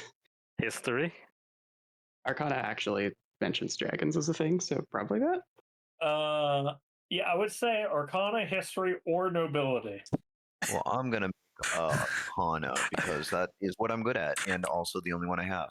I just put points in this. I actually have a fucking bonus. My God, that's a 12. Have a bonus? Oh God. We can still search things, right? With yes. I'm gonna 12 on knowledge nobility. Roll Arcana? I rolled like shit. You believe you've heard stories of the nobility of the metallic dragons who are not as oppressive as their chromatic brethren. However, metallic dragons haven't been seen in a long time and are assumed to be dead. Joy. 28 on Arcana for Arcana. Yeah, I rolled a 1 and got a 22. 22 for Arcana. Who else is rolling Arcana? 31 for Arcana. Jesus Christ. Urstal got a 19 on Arcana. So everyone very magically aware, with the exception of Tilk, who's just like, Okay. It's okay, we got you. Everybody below 25 for the Arcana. This is what you know. The chromatic dragons, of course, are able to have bloodlines. Draconic blood is not entirely rare. It is obviously very common within the Dragonlands. At least it was. Who knows what it's like now. But that is where the Dracon come from. And granted, they are not truly dragonborn, but they are dragon-blooded. However, through history, there have been half-dragons and such, and they are generally held in high regard with their parents. But it gets hazy when you get past half. Nobody really talks about the quarter dragons, or the 1/8 dragons, or the alleged 1/16th, referred to as the kobolds. Good enough for a scholarship. 136 on my grandmother's side. So that's not super clear. Those of you that got above a 25. Is that enough for a scholarship? You know, chromatic dragons are generally not very friendly creatures. They are very selfish creatures by nature at varying degrees. And they have progeny. They do the minimum for parentage. And then it's a very, if you die, you die mentality. The Great Filter will figure out whether you're worth the blood or not. And even their halves are not spared. Half dragons still have to prove their worth and are, from what you understand, continuously ridiculed to some degree. Oh man. However, having draconic blood does put you in higher regard compared to mortals, whom most chromats view as an irritation.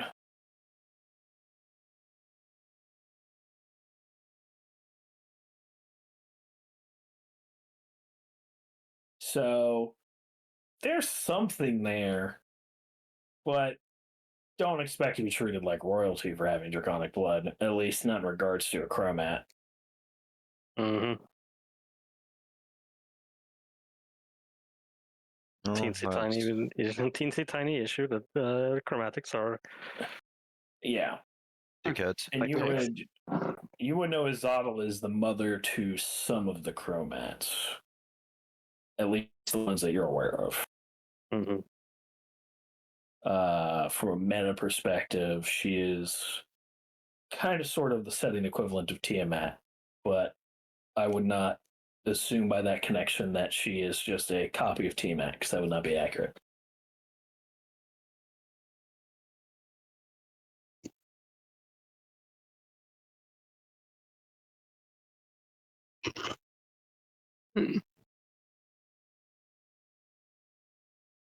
It doesn't seem like there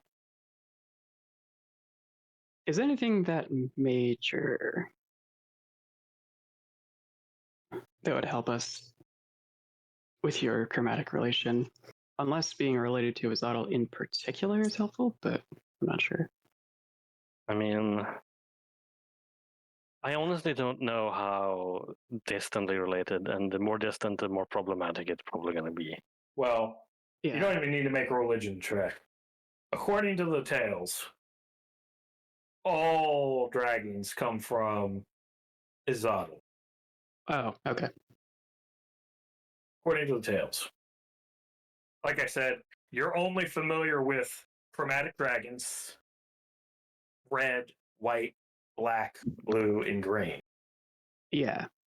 That is the realm of your knowledge of dragons. Metallics used to exist. They haven't been seen in a long time.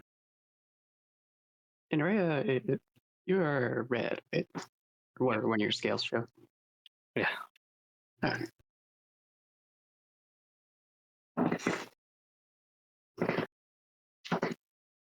All right, so Which she is not responsible for metallics. You know that from the tales as well.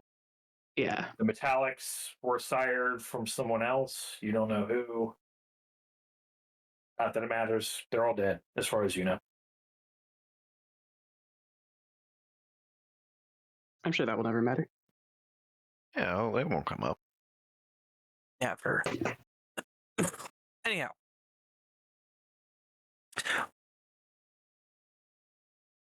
I'd say we're burning daylight, but that's not a thing here. Better to make a good decision than a fast decision. Or burning Sapia. We've seen where rushing gets us at this point. Oh, unfortunately, we're entering the point where we're not making any decision. Well,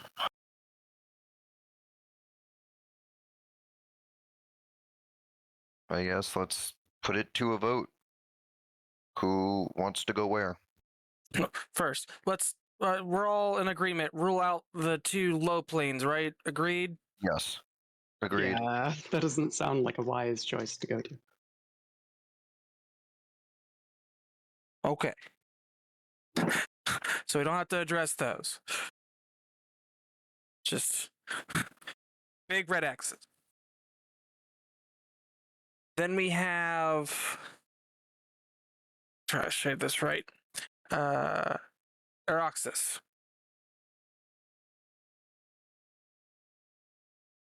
Floating Islands, Realm of Air. Who wants to Alright. Worst by Tremok. Yeah.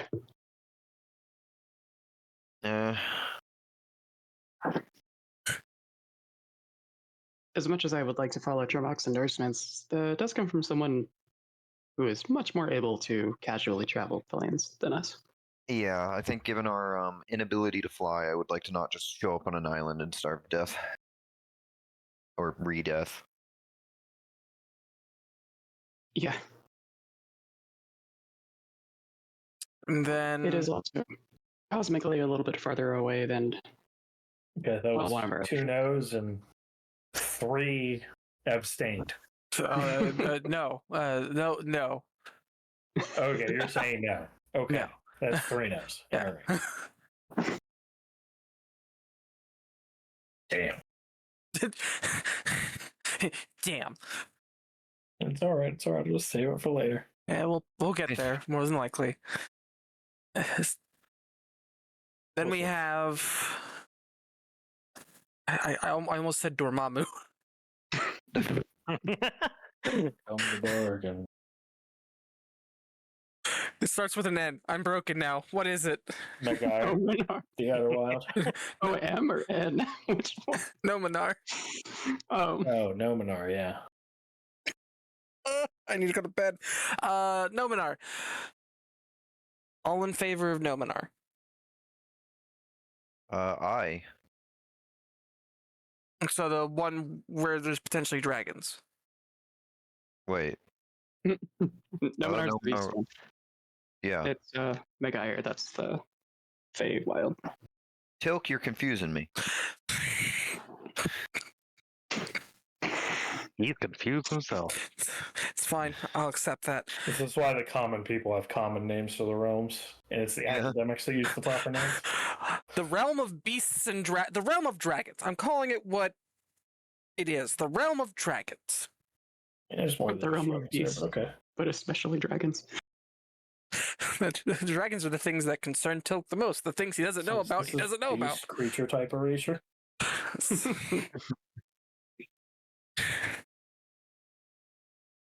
If this setting has a Tarrasque, I bet that's where it lives. Oh God, please no. The realm of beasts. All in favor. I. Still. That's 1. Let's see. I'm kind of in favor of this one and Megaire for different reasons, because I think the pros that come with Megaire that have been brought up are valid. So I'll put one down for this one, and we'll see where others end up compared to it. All right, so it's 2.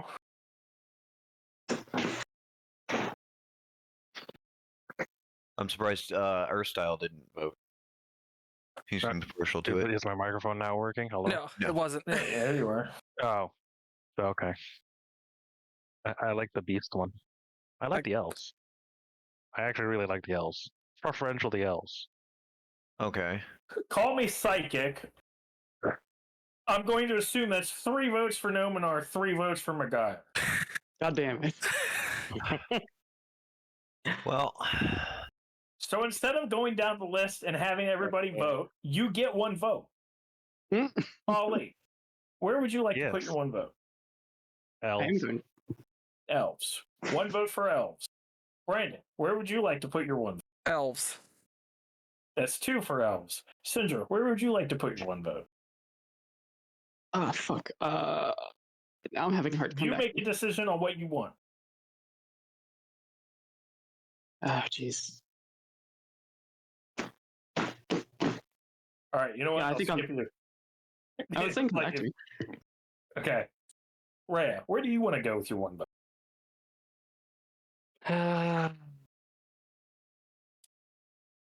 It's a hard choice, actually, but I do think I'm leaning more towards the dragons right now, actually. Okay. One Nominar. for dragons. Damiani, where would you like to put your Elves. vote? Elves. Okay, that's 3 for elves. The group has decided. It's a miracle. Oh, okay. yeah. And the I'm glad we future, have an I odd swear to number. God, I'm going to implement a fucking anonymous voting system. Last time I asked for a yes or no answer, I got people going, well, if then. That's not what I asked for. This time, you all fucking voted if then, effectively. Sorry. We found a way to do it. I know I for sure did that. That's why I I'm going to apologize. start implementing anonymous votes to avoid this shit from happening. I'm down. Yeah. I'll get a. I think there's already polls in this thing. Anyhow, I was gonna say one of them made like. I like that I mean, our party's just sitting here in front of these like just arguing. What the fuck were we supposed to go?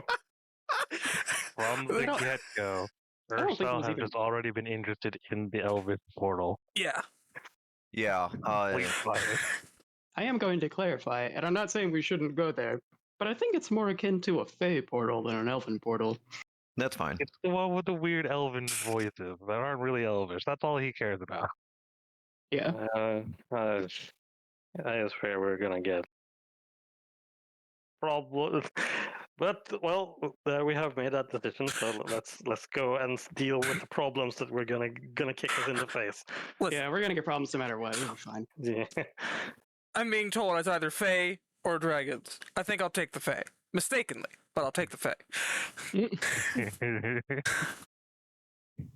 Just saying, the dragons were a known quantity. But all right, Yeah, That's true. it's like I'm a little more afraid of the Fae than I am of dragons. Not gonna lie. All right. Who wants to go first? I'll go. First Al.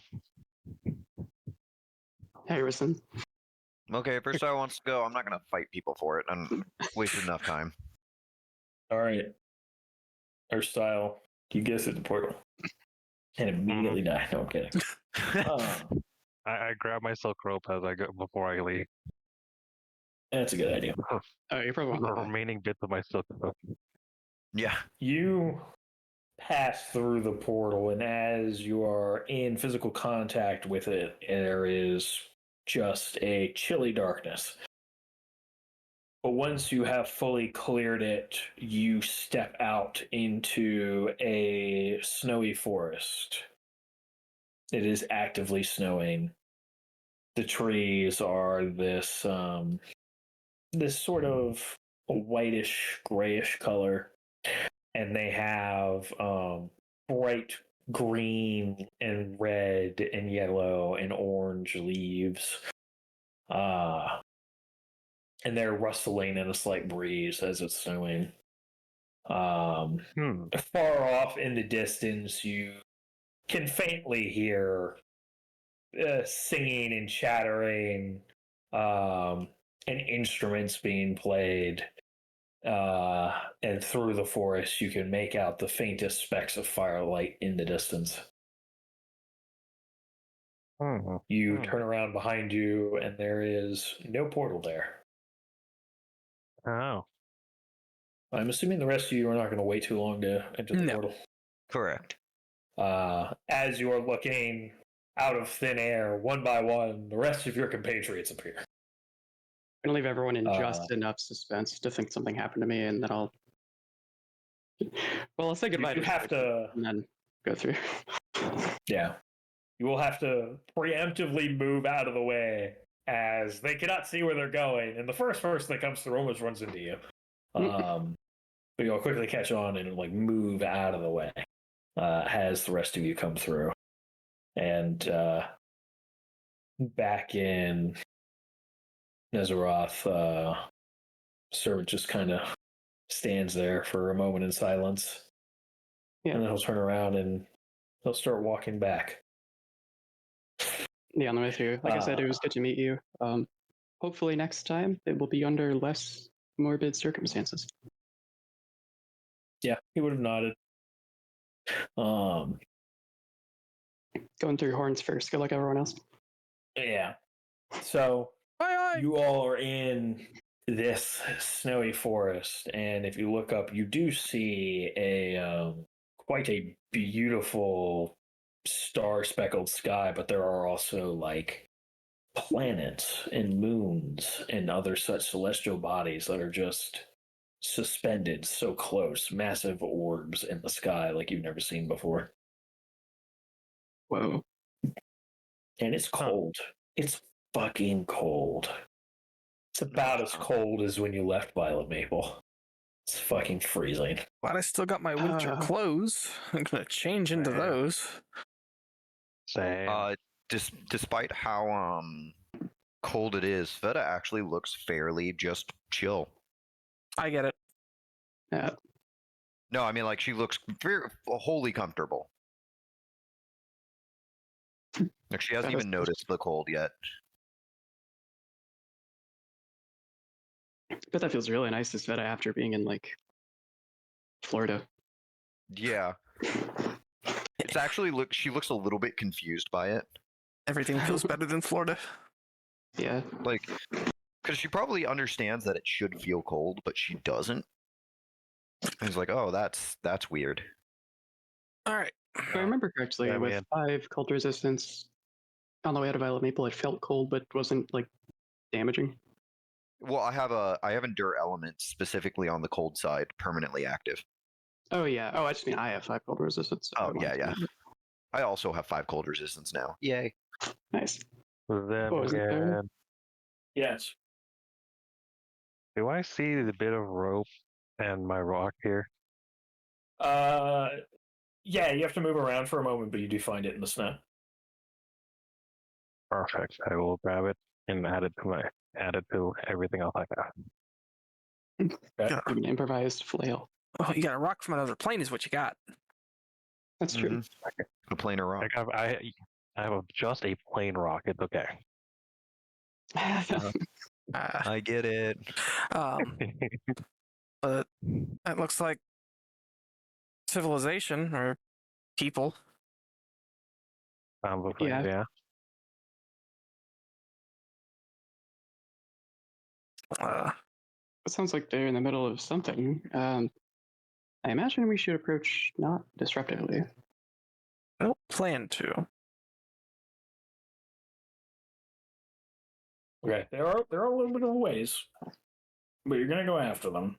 Yeah, let's start heading that way. Are you employing stealth? Yes. No. Oh. Yes. I'm not gonna be loud about it, but I'm not gonna like try to hide. I don't want to be sneaking around in a unfamiliar place and have that make it worse. Also, I'm not particularly good at stealth, so I'm not even gonna like try to do what I'm really shitty at. Right. So, those of you who do want to stealth, roll. Those of you who do not, just don't. Cool.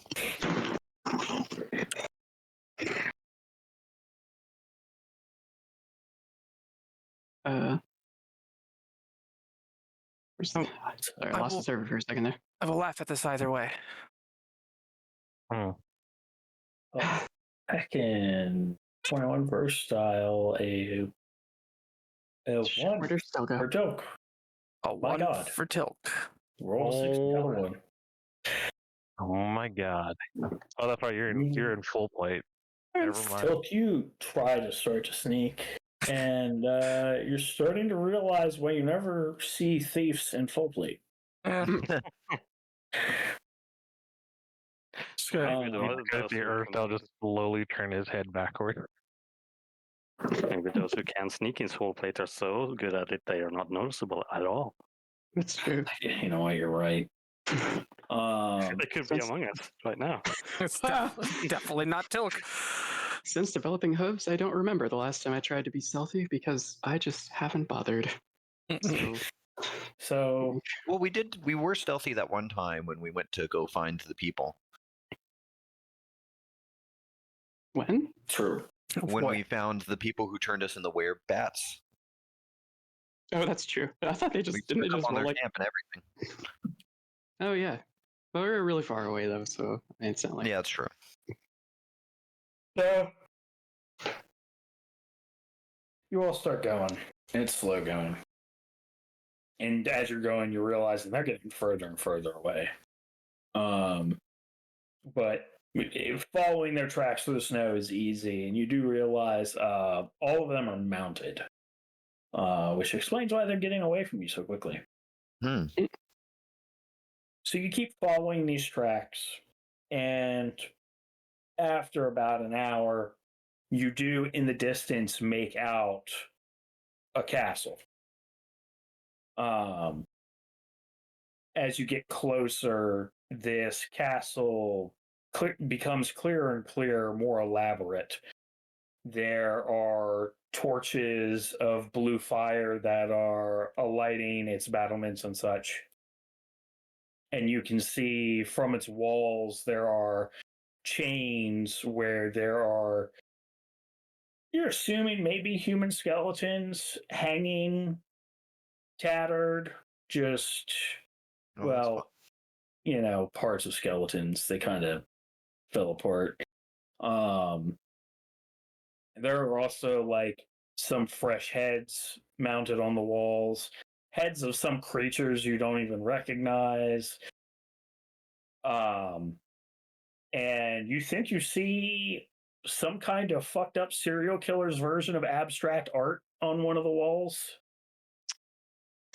Well, this sends some good vibes. And yeah, at the moment, you're still at a safe distance. You do think you see a member of the folk, maybe heavily armored and hooded and such, moving about the battlements. Looks like they're on some kind of patrol. They at least don't seem to have noticed you yet, as you're still kind of like in the edges of this forest here. What do you want to do? They don't seem friendly. Very good first impressions. Yeah. How Admitted far that roughly memory. is the wall from the edge of the forest? Probably about 200 feet away. Ooh. Yeah, like this shit is on display. It did not take you being up on top of it to see this stuff. Do we see any heads we recognize? No. Okay.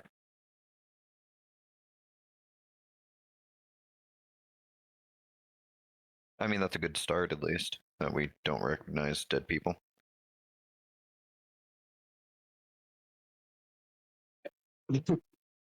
Wait, were you asking about if there were any types of creatures you recognized or people you recognized? People.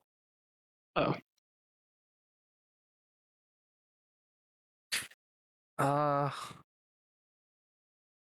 Well, we are here, and this certainly is the place. Wonder how hospitable they're feeling. I'm not getting the best vibes. Yeah, this may not be our first choice for contact. Probably not. I don't wonder if we get a choice. I mean, we can just leave and try to find somewhere else. Yeah, I wonder if there are any roads that meet up with this place. If there are, maybe they lead to another settlement. Valid options. Yes, saying there might be a chance that we don't get a choice in that matter. So let's prepare to be cautious. Is my shadow back, by the way? Yes. Oh, okay. Hairstyle for fun, just out of habit is going to reach into his pack, pull out his compass. Okay, I'm very curious about what that does here.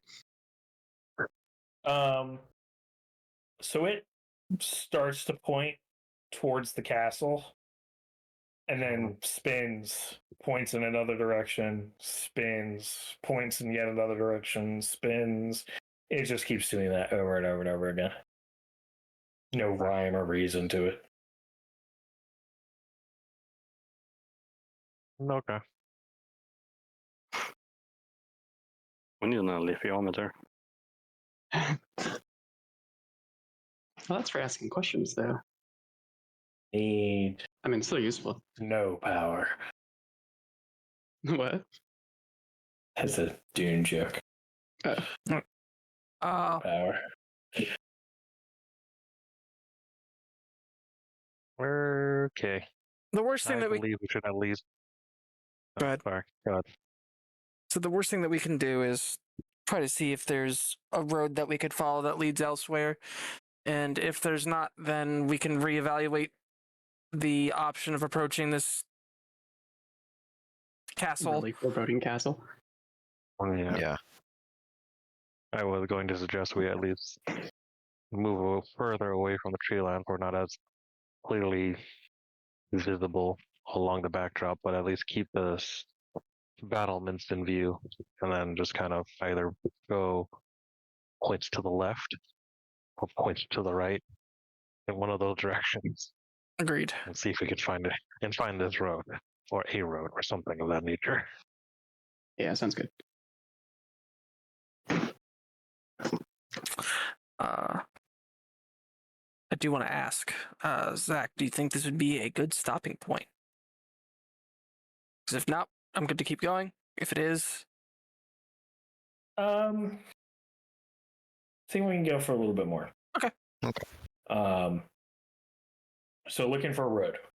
Yep. Yeah. Okay. Do you want to we're like? also going to move back a little bit from the tree line, so we're not as clearly Yeah. visible. Are you planning to kind of go back in the direction you came from, or like just try a new direction? What's the strat? Left or right, guys? Right. Right. right? Sure. Cool. It's a 50-50. Yeah. So you stick The to right the forest, you make a right, and you're just keeping away from the tree lines, trying to stay outside of the castle while it's still in view, and just keep it moving. Yes. After a bit. Okay. I was going to say, right before we leave, Erstyl's just going to choose a tree. And he's gonna make a mark With what? with a dagger. Cool. So you stick your dagger into the bark, and you immediately hear the tree groan, like creaking wood. Oh, I thought you meant like it just because, and I'm just like, oh, okay. Yeah. Yeah. That's what I thought too. Poke. Like, it's not out of the question, just. Poke tree, it grows. Are you poking it again? No. This is just Earth. This is Erstyl poke the tree. Yeah. grows. As soon as your blade bites into the bark, it creaks. Like creaks. Okay. That's not a like good to be sign. touched like that. Probably not. We should probably be careful around even the plant life here. Yeah, okay. Erstyl's going to reach into his actual fishing kit. He's going to take one of his little tackles, take some of the fishing twine. He's going to find a natural outhang on this tree and stick it there. Just kind of like hook it onto the natural outcrop. So you're tying it to it? Yeah. So you start tying this, and the tree creaks even louder. And a tree next to it creaks. And then another one creaks. And then another one. And another one. And it's getting further away, back in the direction you came from. Okay, let's just leave. Move. No more touching trees. No more trying to leave a trail. With creaking trees in the distance behind you. I'm assuming just full sprinting. Yeah, fuck that. Okay. It takes a couple minutes, but conveniently you reach the edge of the tree line and break out across a field of snow over a hill, and then you end up accidentally sliding down a steep slope. But you are free of at least seeing any trees at the moment. And right before you is what you were looking for. Road. Free of snow. Cobblestone. In the middle of nowhere. Is it like naturally clear? Or does it just look There's no snow on it. There's like the slightest bit of dusting, but the snow is not actually built up on it. The snow is like visibly higher on the ground than it is on the cobblestone. God damn it. Oh, that's weird, but convenient. They obviously have heated roads. Come on, guys. Get with Nice. the times. If this is also a dreamlike realm, it might just be a projection of what we are expecting. Maybe. Well, if what we are expecting, perhaps we could expect to follow the road a little bit and find a way back home. That would be nice. So I guess we're off to see a wizard. You have no idea why that's so funny to me. Anymore. Am I not good enough for you? God. So I take it you all take the road. Yeah. Not in the direction of the murder castle. It's actually kind of nice having a road for once, even a cobblestone road. Travel goes a lot easier with a road. It's also nicer on the feet. You start making the way down the road, and it winds to and fro between snow-covered hills, and it eventually dips down into a bit of a grove. The trees here are more like weeping willows. And they're just swaying slightly in the breeze. But it's peaceful and serene. As you make your way down the road, a ways ahead, you hear shouts, and as you kind of make your way around a bend, you see somebody standing in the road, looking around, and they see you, and you can faintly hear a help. All right, well, that's... It's a shame most of that got cut. Help. Yeah, they're calling help. Yeah, no, I know. Yeah, it's interesting. It just peaked your mic, yeah. Yeah. For some reason. Yeah, so are you going to run to help, or what are you doing? I'll run to help. Sense motive. Yeah, I'm gonna do a sense motive. Hold up. By all up. means. Wait a minute. Let the big monster. Well, so 2 of you are running to help. 2 of you are. I'm going with. Any one of them can outpace me. My movement speed's 20 feet. Yeah, I'm running to go with. I get a 24 on my sense motive. I got a 4. Let's see. 4, 24, they're practically neighbors. Yeah, exactly. Sounds legit.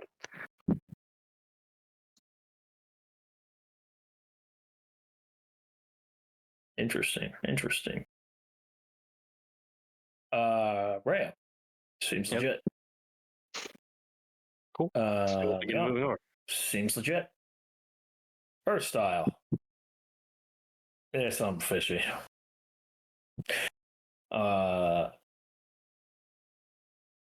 You're not sure what it is, but this seems fishy.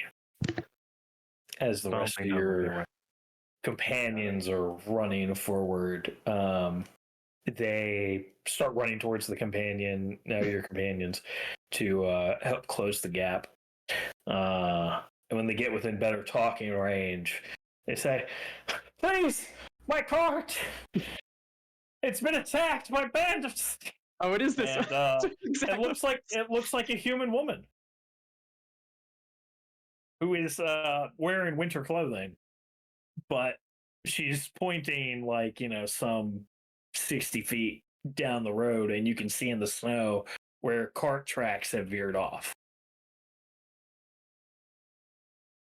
Our tracks are interesting. Huh. Please, you have to help my husband. The bandit's still there? How much? Yeah, How many bandits?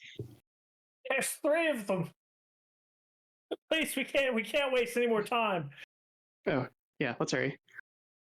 Tilka's moving. Okay. Rhea's moving. So she's leading you all, and begins to follow the tracks off, veering off into the road through the grove, past a few willow trees, Is it just you, or is there anyone else at the cart? Hang on. No.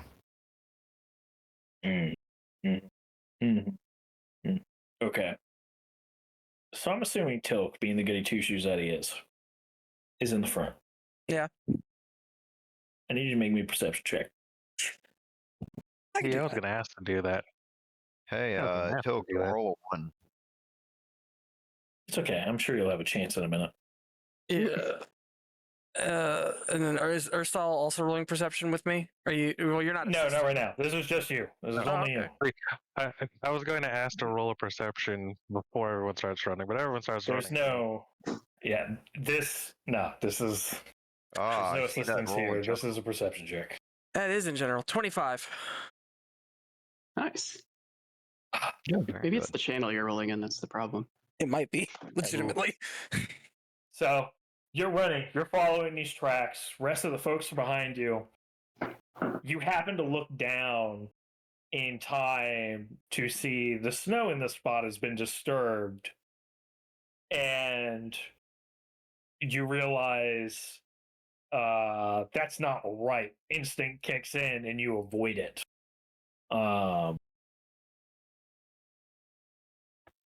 And your foot brushing over it, shifting the snow, is enough that there is a loud metallic snap as you pass it. And the rest of you see Bear Trap nearly miss Tilk's ankle. Tilk will stop dead. Well, you're no fun. The woman twists around, and she's not a human woman anymore. She is something else. Oh, that's horrifying. Shifting, pasty white thing. Vaguely humanoid. I think you'll find we're tons of fun. And roll mission.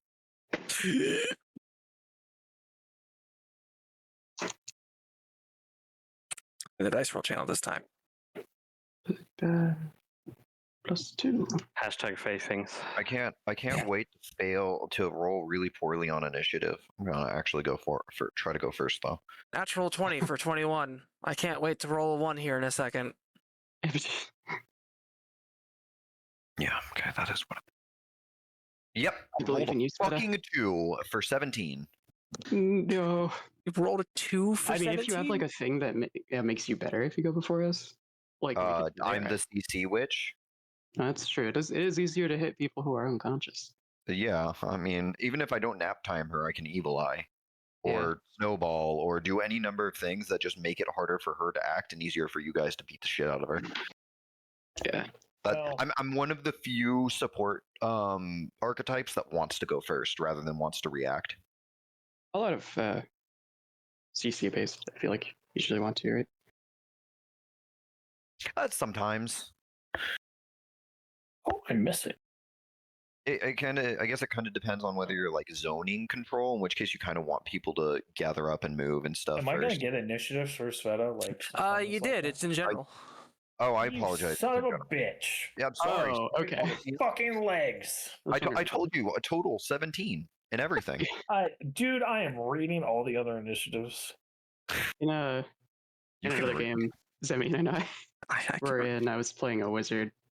On 2 different characters, this happened. It was great. I knew haste, which is obviously great to cast before your party members act, because then they get to do more stuff. But we had a barbarian in the party who, while in a rage, would make a save against any spells cast on him, even friendly ones. And his saves were really good. Awful. I don't think I ever successfully got him with haste. Shame. What's your dex bonus on Liana? +2. It's 14. Oh, okay. Yeah, no, fuck me. All right, so No, I just rolled well. Liana, you're first. Oh, right. This strange entity is making a very, very poor face at the lot of you. Very upset about her trap not working.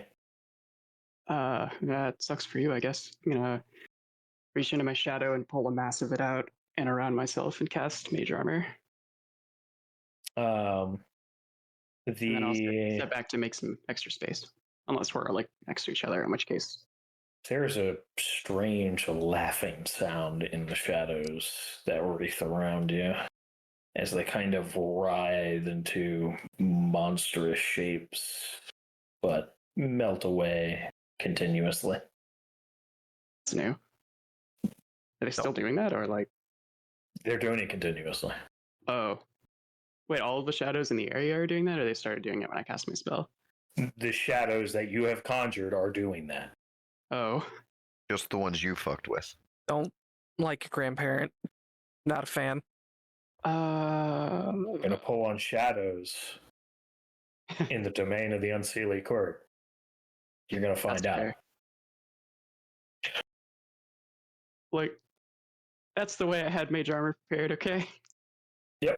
So, anything else, or is it just mage armor? It's just that. Did the spell work, or did it just fail? Yeah, the spell worked. You just have Just writhing weird. shadows that look like monsters and also armor at the same time. Oh, that's as it's fine. constantly writhing around you. Tilk, That's okay. she's like 10 feet in front of me. Does she look like she's like taking up like a hostile stance, or is she just like? Oh, yeah. You can see she has claws.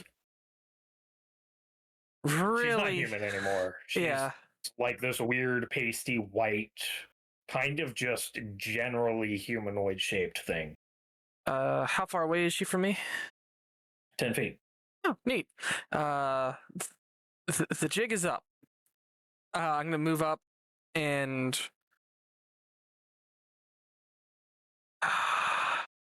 Soka's doing a lot of doubting himself right now.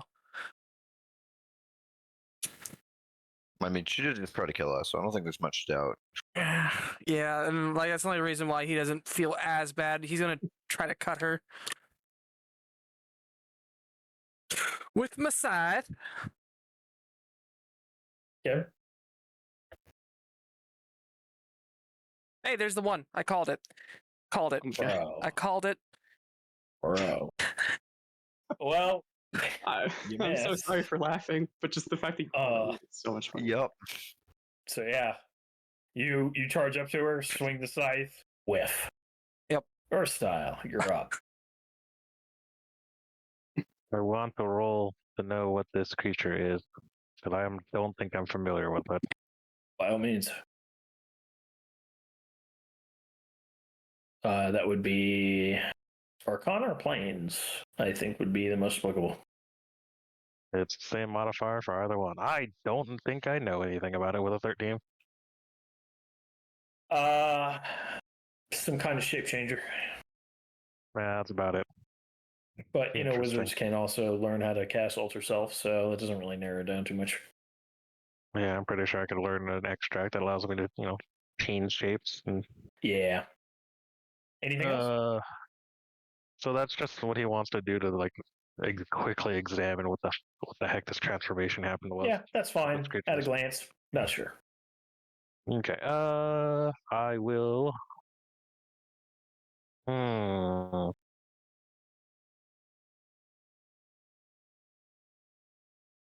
in the back. Yeah. So she's probably about like 30-ish feet from you. Ish. Well, that's perfect. That's perfectly fine, because for shits and giggles, this is what I'm going to do. I'm going to draw my sling. I'm going to grab one of my pepper balls, and I'm just going to fling it at her. Okay. Sure.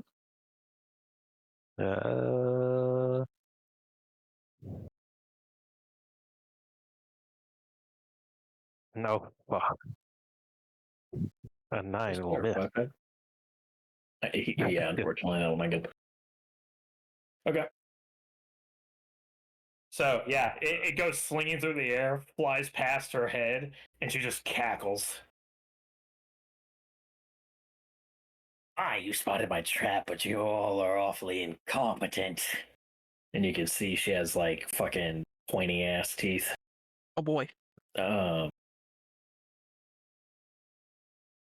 So, that will bring us to Sveta. I'm the nap time witch. Yeah. Does she go to sleep? Does it automatically work on things that are non-mythic, or do mythic things get to resist? Mythic things get to resist. Only mythic things get to resist. Otherwise, it works for one round, and then they make saves. And obviously, if she's immune to sleep, she's immune. That's a good question. I do not believe she's immune to sleep. Yeah, she falls asleep. You're awfully incompetent. Nice. And then Sveta just kind of stands up. Shut the fuck up. We've had a long day. All right, Ray. There's a sleeping Fae thing over there in the snow. What do?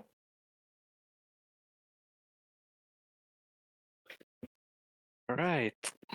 By the way, this is only going to work for 2 seconds or 20. I can't tell yet.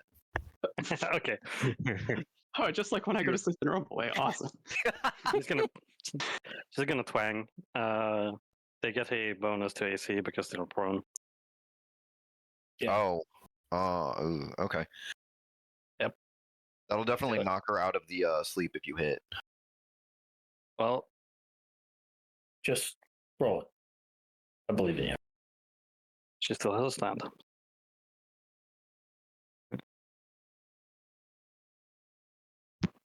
Bonus AC she is but no dex bonus if you're unconscious, I'm pretty sure. So there's that. She's helpless, so she gets like huge amount of penalties, but then it's also a +4 because she's prone. Yep. Yeah. I think you're essentially just trying not to. Okay. I think that still hits. You hit. Just walk up and stab her with an arrow. Cool. Shake. Because she's gonna shoot the scorching ray with that arrow. Sure. Oh yeah. At least she had to spend her turn getting up. Here's that. I actually remember how much of your action economy standing up takes in Pathfinder. Move action. Oh, okay. Yeah. It's your entire movement. Yeah. All right. That hits. Yes. I do know it provokes an attack of opportunity because it happened to me a lot with some of my melee characters in Wrath of the Righteous. Yeah.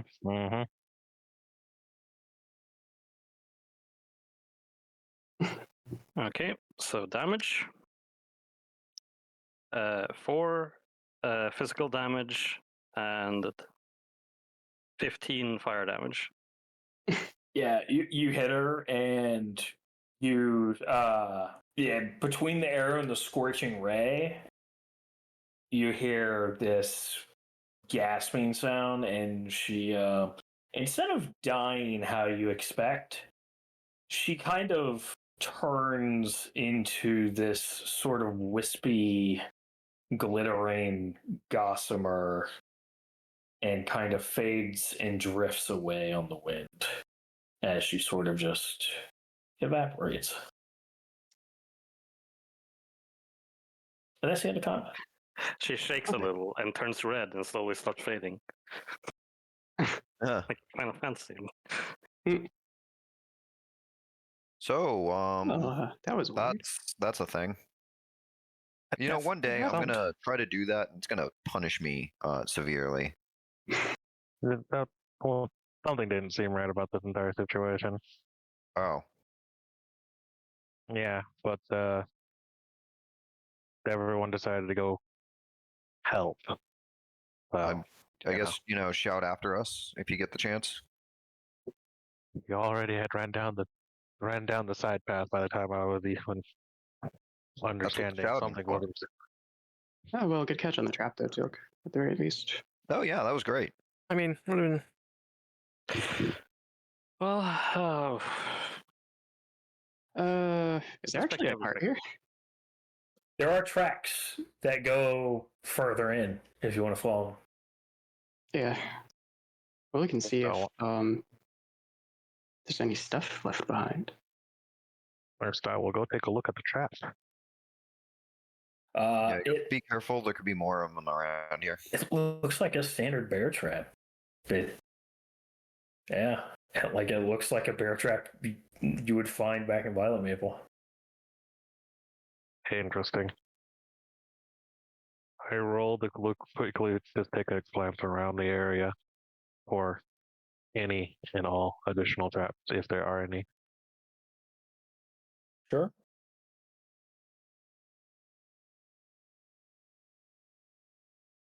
Okay, so this is actually happening.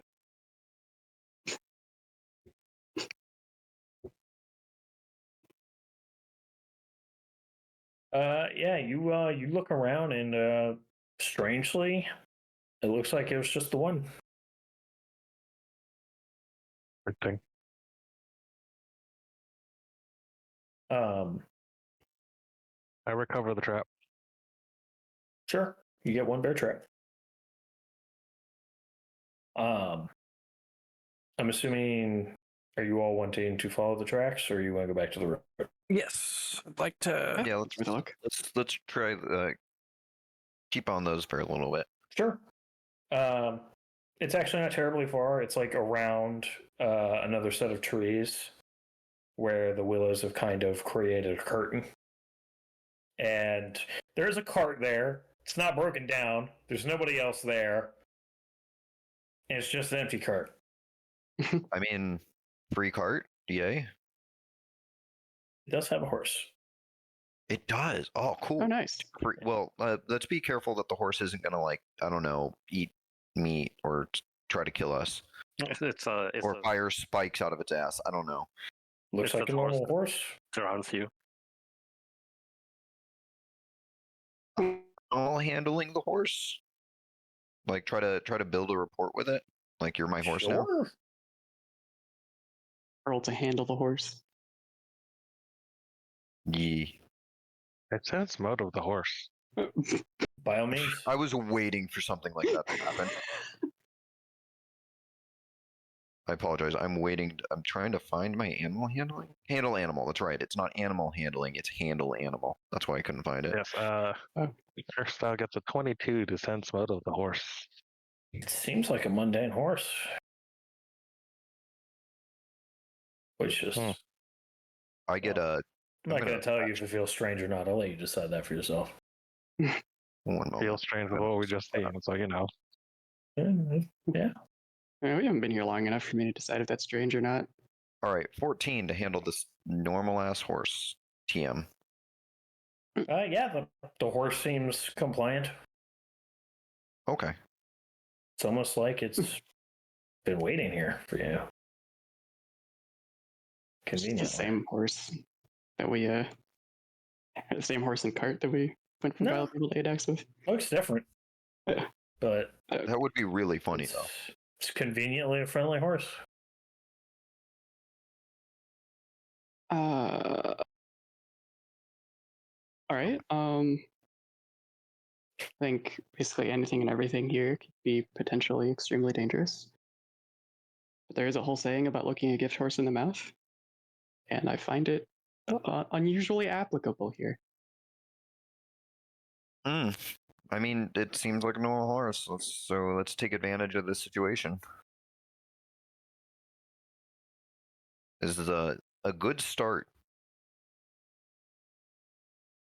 We just, had to beat the shit out of someone for trying to kill us. Yeah. Whatever that thing was. I think this is a good spot to stop. Alrighty. Okay. I don't want Alright. to show you too much more of this just yet. Oh, I see. Not yet. I don't know if he's talking to us or the viewers. Both of them. Thank you everybody for listening. We'll be signing off instead of you listening to us banter incoherently for 10 minutes. Yeah. Catch Like you we later. usually do. Yeah. Oh, we're gonna do it for sure. But, yeah. You just won't hear it.